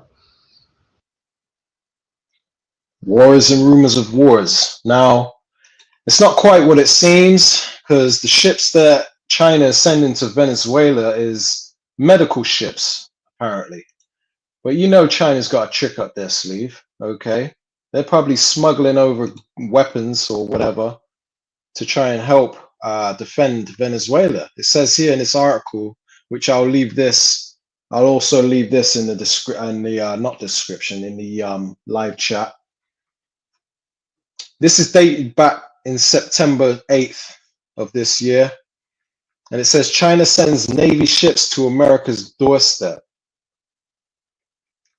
It says China has deployed a naval ship to the South Pacific and Latin America. It says a singular. Now, I don't know how true this is, or if they're just like under exaggerating or whatever, this whole situation. But apparently they sent a naval ship to the South Pacific and Latin America, a region regarded as the doorstep of the United States, for medical and cultural missions. So that's what they send in that ship for, apparently. It says China's naval mission, codenamed Harmony 2025, begins as tensions between the US and Venezuela continue to rise. The Pentagon has deployed warships and fighter aircraft in the Southern Caribbean as it steps up its war on narco terrorists. They ain't waging war against narco terrorists. I'm gonna tell you that right now, and we're gonna prove that. It says,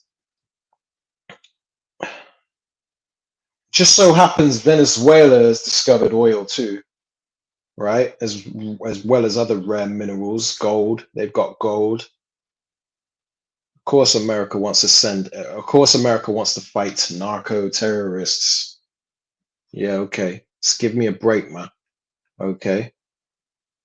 As part of its military buildup, China operates the world's largest navy by hull count, with more than 370 ships and submarines in service, including 3 ocean-going hospital ships assigned to the Northern, Eastern, and Southern Theater Commands. It says the Chinese Navy helps Beijing expand its military presence and reach around the world. In recent years, Latin America and the Caribbean, which have long been seen as part of the US's sphere of influence, have witnessed China's expansion of political, economic, and military ties and influence, including a suspected spy facility in Cuba. This year, it says this year, Beijing and Washington have clashed over the sovereignty of the Panama Canal.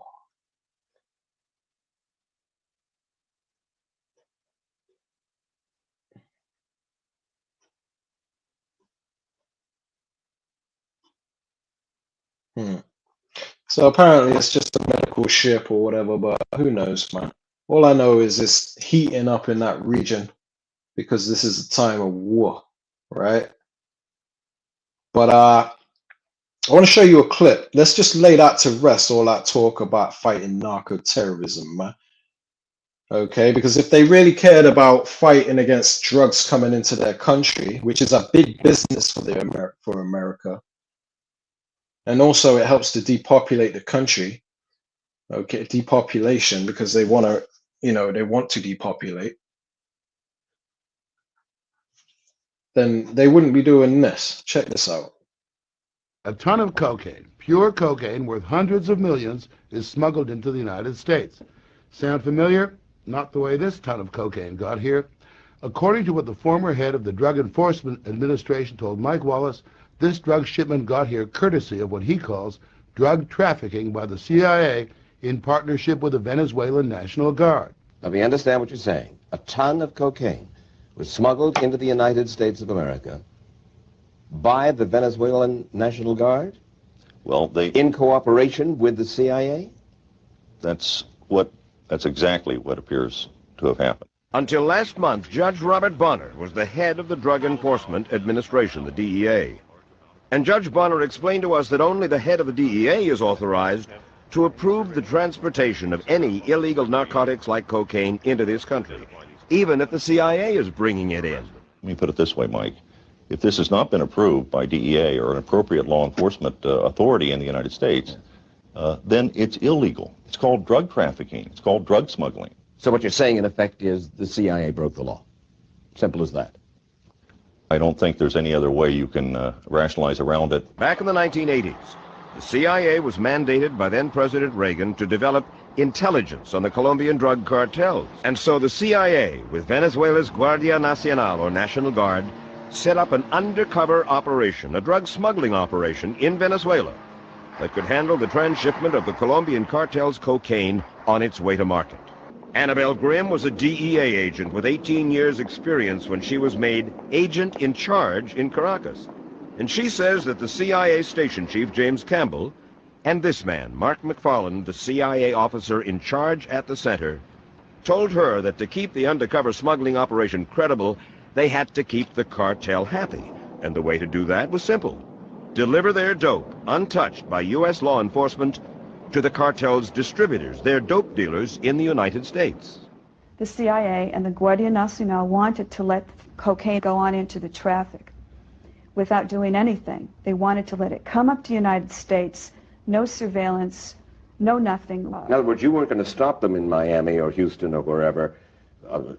These drugs were simply going to go to the United States and then go into the traffic and eventually reach the streets.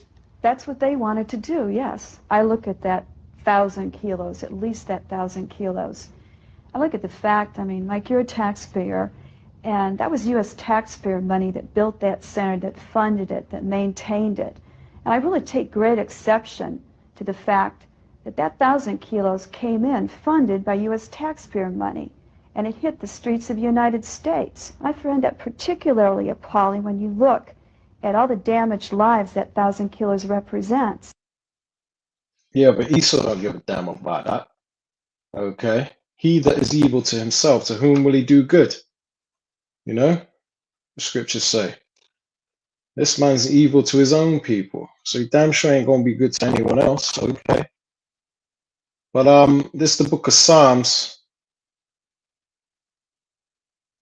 64, starting at 6. They search out iniquities. They accomplish diligent search, both the inward thought of every one of them, and the heart is deep. Mind is deep. It says, but the Most High shall shoot at them with an arrow. That's them nukes. It says, suddenly shall they be wounded, because the day is going to come upon them like a thief in the night, right? It says, so they shall make their own tongue to fall upon themselves. All that see them shall flee away. So these Edomites are becoming whistleblowers to their own elites, okay? And revealing their plans and their doings, okay? And all that see them, right? Everybody that realizes that these people are the devil are going to turn from them. They're not going to take part in their policies and their left-right paradigm, okay? As far as voting and all that, you know, the people are gonna flee away, and they're gonna flee under the shelter of the Lord, man, the hopeful elect. You know, we see that now that this man is the devil, okay? But you know, they help to reveal themselves, man. Okay, that's why the CIA. That's why these people are talking about the CIA are the ones bringing in the drugs. Okay, so it was never about fighting drugs. It was never about defending Christians. Okay, because they don't give a damn about Christians. Okay, Christians shot up a damn a man shot up a Christian church, Dylan Roof. They took him to Burger King. Man. I don't give a damn about no damn Christians. Okay, this is Sirach 10 and 8. Because of unrighteous dealings, injuries, and riches got by deceit, deception, the kingdom is translated from one people to another. So this is why Revelation 12 and 12 says that they know that they have a short time. They've only got a short time to rule. So this is why all these things are happening, you know, because they need that money. They need that funding. They need the rare minerals. They need the oil. in order to continue their rulership, or to try to, which the Lord ain't going to allow that to happen, man. Okay? So it says here in Psalms chapter 37, starting at 1. Fret not thyself because of evildoers, neither be thou envious against the workers of iniquity, for they shall soon be cut down like the grass and wither as the green herb. See? So they're getting ready to be cut down. The Lord's about to drop nukes on these devils, man. And if you jump down to verse 7, it says, rest in Yahweh and wait patiently for him. It says, fret not thyself because of him who prospereth in his way. You know, because thus far, every time they go into a country and destabilize it, they always succeed in stealing their oil and their gold, man. Their opium and all that. They prosper in their ways. So fret not thyself because of that. It says, because of the man who bringeth wicked devices to pass. See? Because the Lord is getting ready to destroy them. It says, cease from anger and forsake wrath. Fret not thyself in any wise to do evil. So don't take it upon yourself to fight back against these people. Just let it all play out as prophecy says it's supposed to. You know? The wicked were created for them to be involved in all that. But that's not our fight. You know? The weapons of our warfare are not carnal. Verse 9, Psalms 37 and 9. For evildoers shall be cut off, but those that wait upon Yahweh, they shall inherit the earth. For yet a little while, and the wicked shall not be. Yea, thou shalt diligently consider his place, and it shall not be.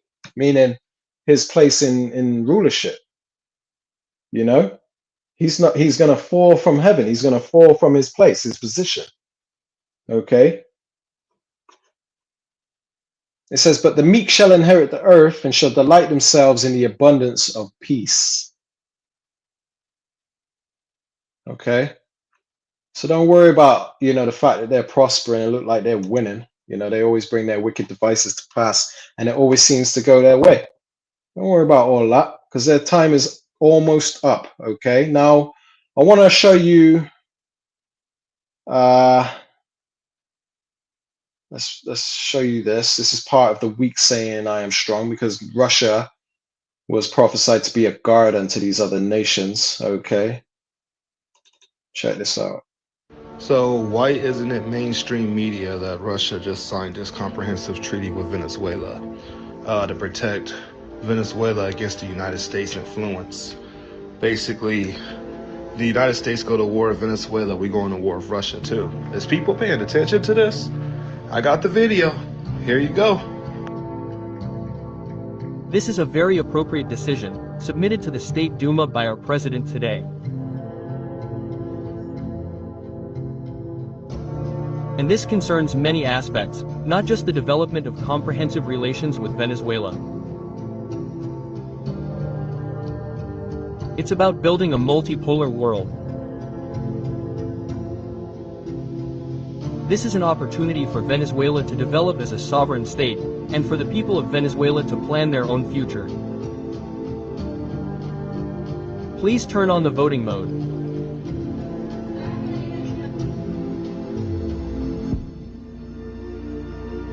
$407 votes in favor. No votes against, no abstentions.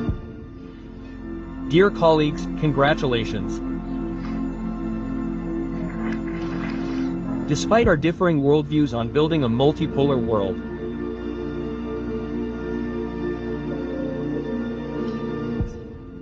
all political factions unanimously support our president's policy in concluding a comprehensive partnership agreement.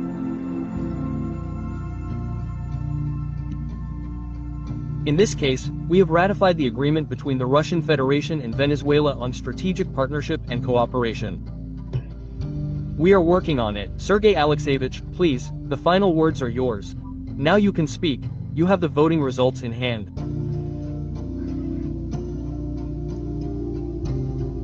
Dear Vyacheslav Viktorovich, dear deputies, I am truly grateful for this display of firmness and a responsible approach to the current situation in our relations with Venezuela and the Latin American Caribbean region. This region was once called the Burning Continent. I'm inclined to think that.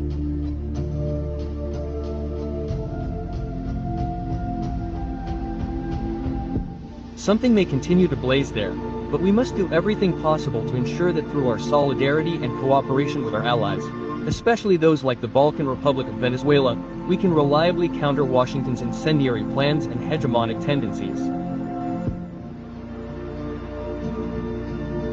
Thank you, colleagues. We will support you. All right. So Russia is prepared to defend Venezuela against U.S. aggression. Okay. Let's bring out a quick precept in the book of Ezekiel, because this is spoken of in the Bible, man. For those of you that don't know.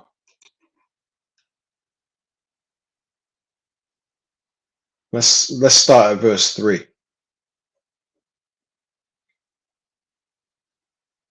No, start at 2. Let's just start from the top. Ezekiel chapter 38. And the word of Yahweh came unto me, saying, Son of man, set thy face against Gog and the land of Magog, the chief prince of Meshech and Tubal, and prophesy against him. Okay, it's talking about Russia.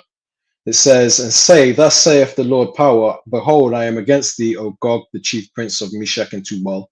So the Lord ain't dealing with no Edomite. It don't matter about the lesser of the two evils, because you got America versus Russia, which are both Edomite ruled countries, and you got the Russians never had us in slavery. The Russians never. They're out here defending Africa and helping them grow their wealth and stuff like that. But it's also fulfill prophecy, because ultimately they're Edomites too, and they don't worship the true power of the Bible. Okay, the Yahweh Bashim Yahushai. They're against him and his ways, and they're also gonna, they're all gonna come together in this beast system and take on board that digital currency. Okay. They're all in allegiance together to enslave the whole world. So the Lord ain't dealing with them. That's why he says, behold, I am against thee, Gog, O Gog, the chief prince, the chief prince of Meshech and Tubal, and I will turn thee back and put hooks in thy jaws. So the Lord is saying that he's going to turn them back into that warlike nature, okay? That ancient Soviet Russian way that they used to have, man. It says, and I will turn thee back and put hooks in thy jaws, and I will bring thee forth, and all thine army, horses and horsemen, all of them clothed with all sorts of armor, even a great company with bucklers and shields, all of them handling swords. See? So, they're getting put back into that warlike nature to fulfill the prophecy of, the third woe and the battle of Armageddon. Persia, Ethiopia, and Libya with them, all of them with shields and helmet. It says, Gomer and all his bands, the house of Togarmah of the north quarters and all his bands and many people with thee, right? So basically, you got a lot of countries that are joining together to fight in this third woe, man, Third World War. It says, be thou prepared and prepare thyself, thou and all thy company that are assembled unto thee, and be thou a guard unto them. So the Lord is commanding Russia to be a guard unto these countries that are all coming against the United States of America. Okay. So Russia is ultimately the new bully on the block, defending these smaller countries from the big bad bully America, okay, and being a guard unto them. So that's why you see that in that clip I just played that Russia is going to signed an agreement to defend Venezuela. So this war is about to get really interesting, man. It's about to get, it ain't gonna die down. There ain't gonna be no peace talks, no peace agreements. There will be peace talks, but not peace agreements, because there is no peace. This ain't the time of peace. This is the time of war, like the opening scripture I brought this lesson in the book of Ecclesiastes, chapter 3 and verse 8. A time to love and a time to hate, a time of war and a time for peace. But now we're in the time of war. Okay. Let me just quickly check the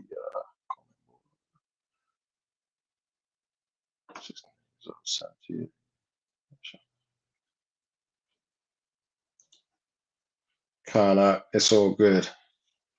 I didn't realize you was an old. I've never seen you. You know, I only see you join my lives and stuff. I didn't think you was that old. But you're only as old as you feel you are, right? But you know, if your eyes are fairer than you, that's common, man. Even more reason why, you know, we need the Lord more than ever, because we got to be delivered from these chains of darkness, man. These bodies that were in this flesh, you know, they decay, they get old, they get tired, they break down. You know, it just don't function like it used to. And you know, it's coming a time very soon when the Lord returns that we'll be delivered from these bodies. You know, Lord willing, you know, you get caught up in the chariot, you're going to be changed in the twinkling of an eye, man.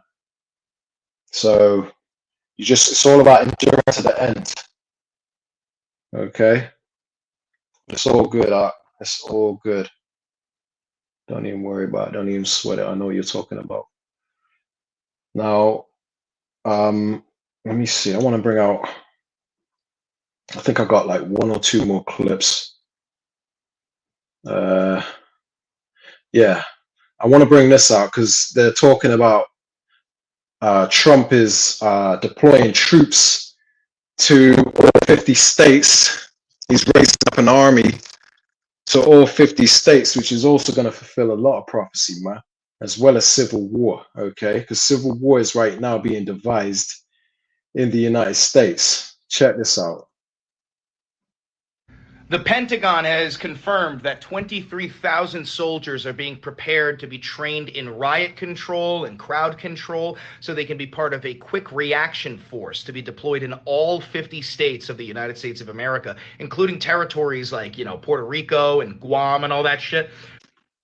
You know, and the reason because, you know, they're trying to stir up civil unrest by shutting down the government and cutting the SNAP benefits. Because they know that ultimately they've thought it all out. Remember, the scriptures say they search out iniquities and the heart is deep. Their mind is deep, meaning they think deeply about these plans and these deceptions. Okay, but it's cleverly devised plans. Okay, but what did the scriptures say? It says, "Fret not thyself because of him who prospereth in his ways, that bringeth wicked devices to pass." Roughly paraphrasing. I've read that. I brought that one out earlier too. You got to understand when you understand what the scriptures say, it puts everything into perspective, because they want civil unrest so that they have a reason to start throwing you in detention centers and prisons, which is going to fulfill the prophecy of Revelations 2 and 10, right? Also proving that these people are the devil that the Bible speaks of. Okay. But they're going to throw you into prisons and stuff, man. And there's going to be war between martial law troops and protesters because there's going to be civil unrest. So they're putting the pieces in place as we speak in order to prepare for this. Okay. So I was right, eat my shitty asshole. They are going to deploy the military in all 50 states of the United States of America because Donald Trump is the Fuhrer, not the president. What else? Trump ordered the immediate testing of our nuclear weapons after 30 years of us not testing them. This is because he got nothing accomplished in his meeting with Xi Jinping, and he feels like he has a little baby micro penis, which he does. So he's trying to flex his nuclear power, which is fucking unheard of. Yeah, because those nukes are going to be used. Okay. And ultimately, Donald Trump is dreading that. He's always talking about how dangerous these are, they shouldn't exist, and this and that. But, you know, they also got a lot of pride, Edomites. You know, even this Edomite, which I perceive to be an Edomite, speaking right now, he speaks just like an Edomite. Talk about eat my shitty asshole, and he's got a baby micro penis and all. He talks just like Edomites do, man. Profane as hell. But anyway, that's besides the point. But, you know, they're full of pride. So, of course, they're going to try and flex their muscles and say, well, we got nukes too. And ultimately, their pride is what's going to bring their downfall, man. Because none of them are going to back down, and they're going to press that button, man. What else? SNAP benefits. There's an emergency fund for SNAP benefits. If there's ever a government shutdown, Trump is withholding all of that money because he wants you to starve to death. He wants people to snap, no pun intended. That way, people will snap, they'll commit acts of violence, and that will allow him to deploy those 23,000 soldiers in the QRFs to all 50 states. Texas is no longer in Texas, judges cannot marry gay couples. They can refuse to marry gay couples, so we are regressing as a society. And then Katie Miller, Stephen Miller's whore of a wife, was on Piers Morgan, and she just accused anybody who insults her for any reason for being anti-Semitic. Because Cenk Uygur said the Millers lie, and then she had a crash out and said that is coded language and it's anti-Semitic. So yeah, that's where we are. I have a whole new YouTube video on this. Go check it out.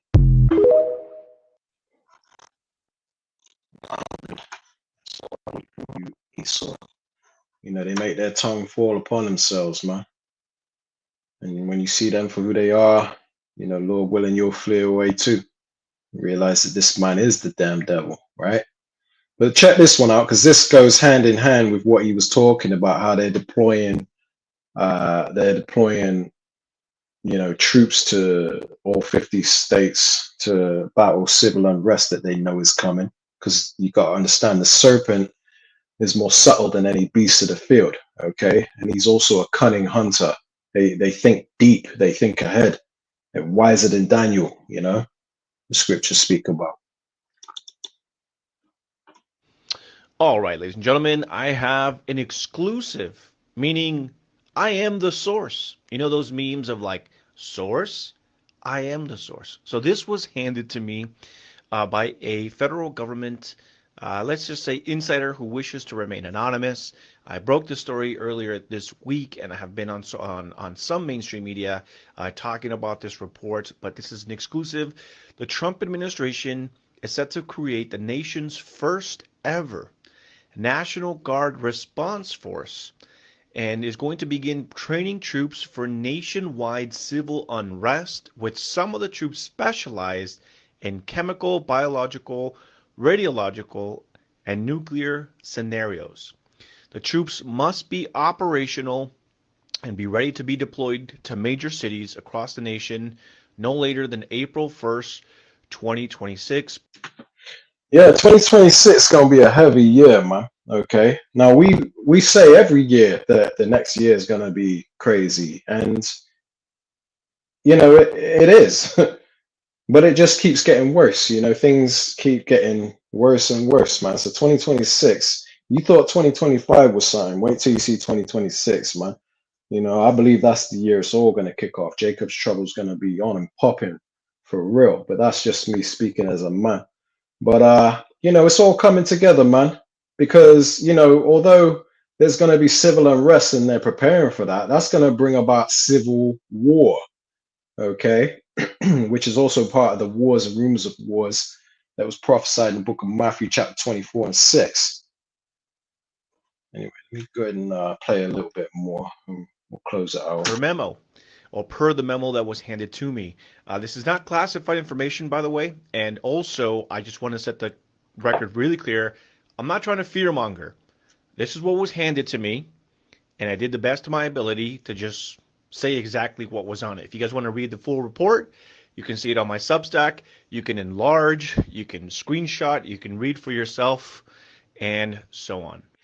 Basically, what's happening is that right now, you guys know that there are a lot of battles between the state and the federal government. You have places like Chicago. You have places like... And that's the Lord setting the Egyptian against the Egyptian, just like Scripture said. This is all prophecy, man. You know, the Lord said, I will set the Egyptians against the Egyptians, basically the Americans against Americans. And that there's a divide in America on all fronts, man. Gender, racial, political, you know, the class as far as, you know, finances. You got the rich versus the poor. You got all kinds, religion, now political. It's crazy, man. like Portland, Oregon. You have places like Los Angeles, where the National Guard has been deployed. But if you guys remember earlier this year, the National Guard had to be trained in order to be able to kind of handle this civil unrest kind of confrontation, because they're just not trained in that, at least not in a mass scale. And so what's happening is you have, And they're not pouring out resources into this during this most desperate time if there ain't reason behind it. Because they know civil unrest is coming. And the signs are all there, man. There's a lot of things happening right now behind the scenes when it comes to the banks and the market and all that. It's, you know. have these cities like Chicago that are saying, we don't want federal agents here. And there was even a stand down order by the police saying not to help federal agents, even if they were being attacked, even if they were being surrounded, and there was a stand down order. Well, yeah. So basically, you got the local police departments fighting against ICE. You got that one, you know? It's pure division in America.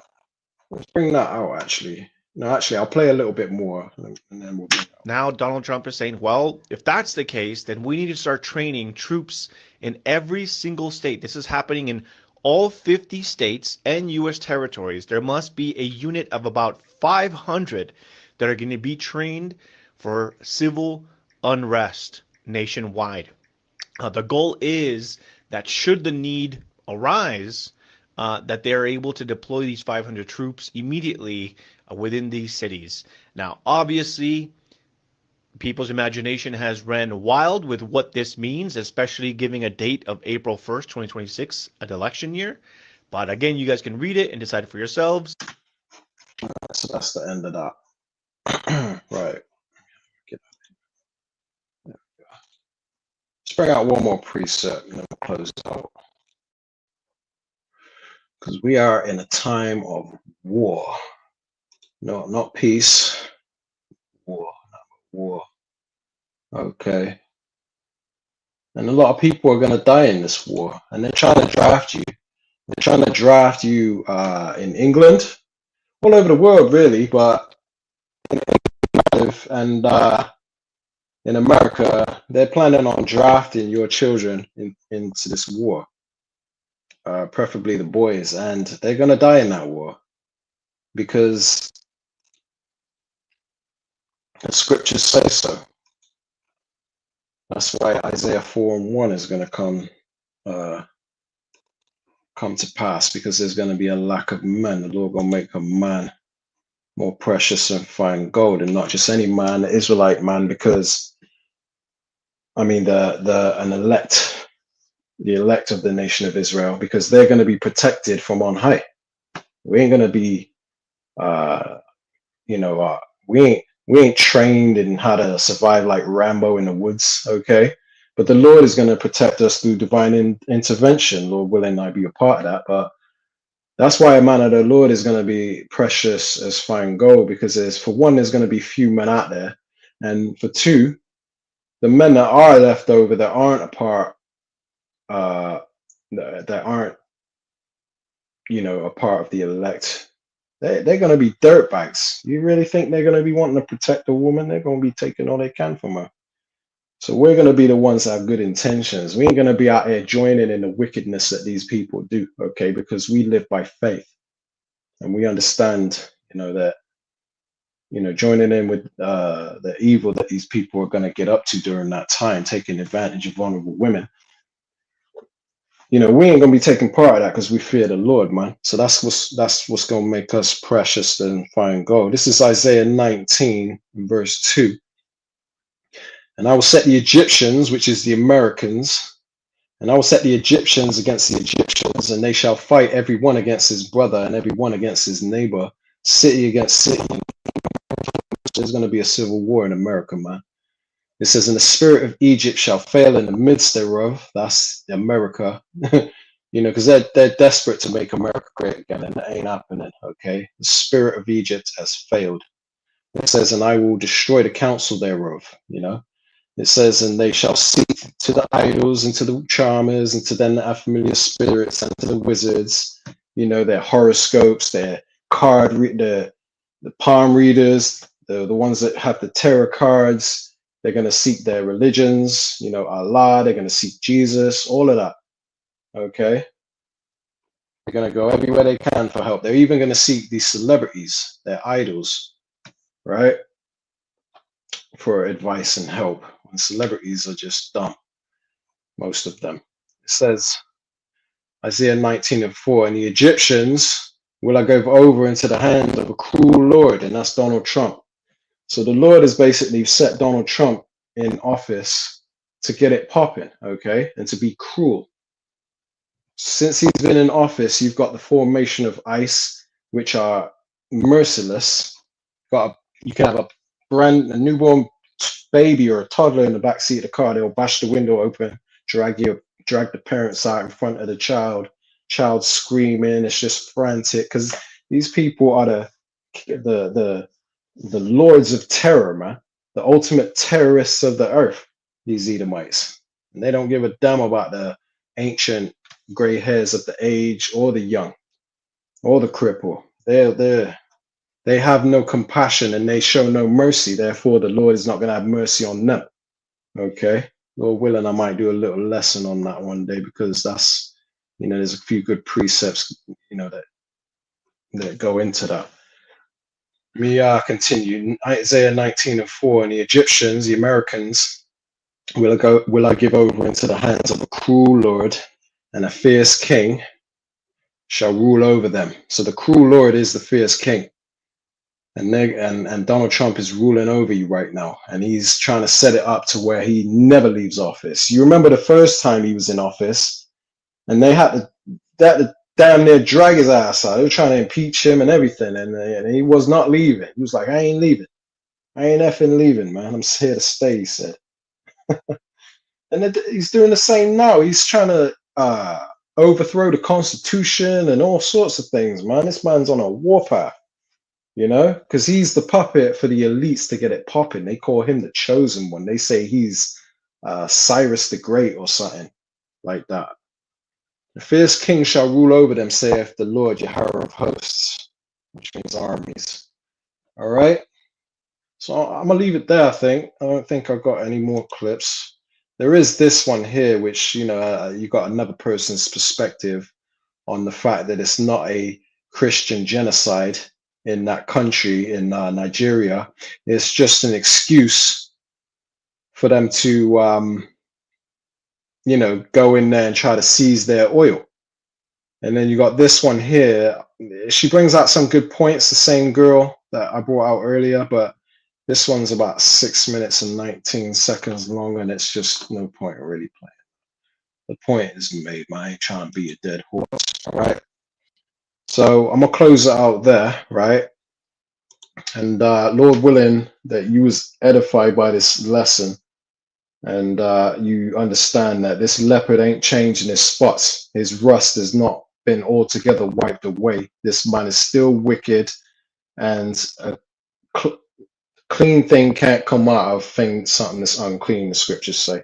This man is always going to be up to his same old tricks. So just don't fall for it. Understand this man is the devil, and keep your eyes in that on what's going on in the world as far as, you know, how this man gets down, because, you know, Guyana has discovered oil. So keep your eyes on that region. I guarantee they're going to need some damn democracy soon, you know. But that's just how the devil gets down, okay? He's showing that he ain't changed and he never will. All right. So on that note, man, I'm gonna close it out here. I want to give all honor, praise, and glory unto Yahweh Bahasham, Yahweh Shai Bahasham, Bracha Kwadash, and Tawada for joining in this lesson and watching this live. All right, I'm gonna close it out here. Shalom.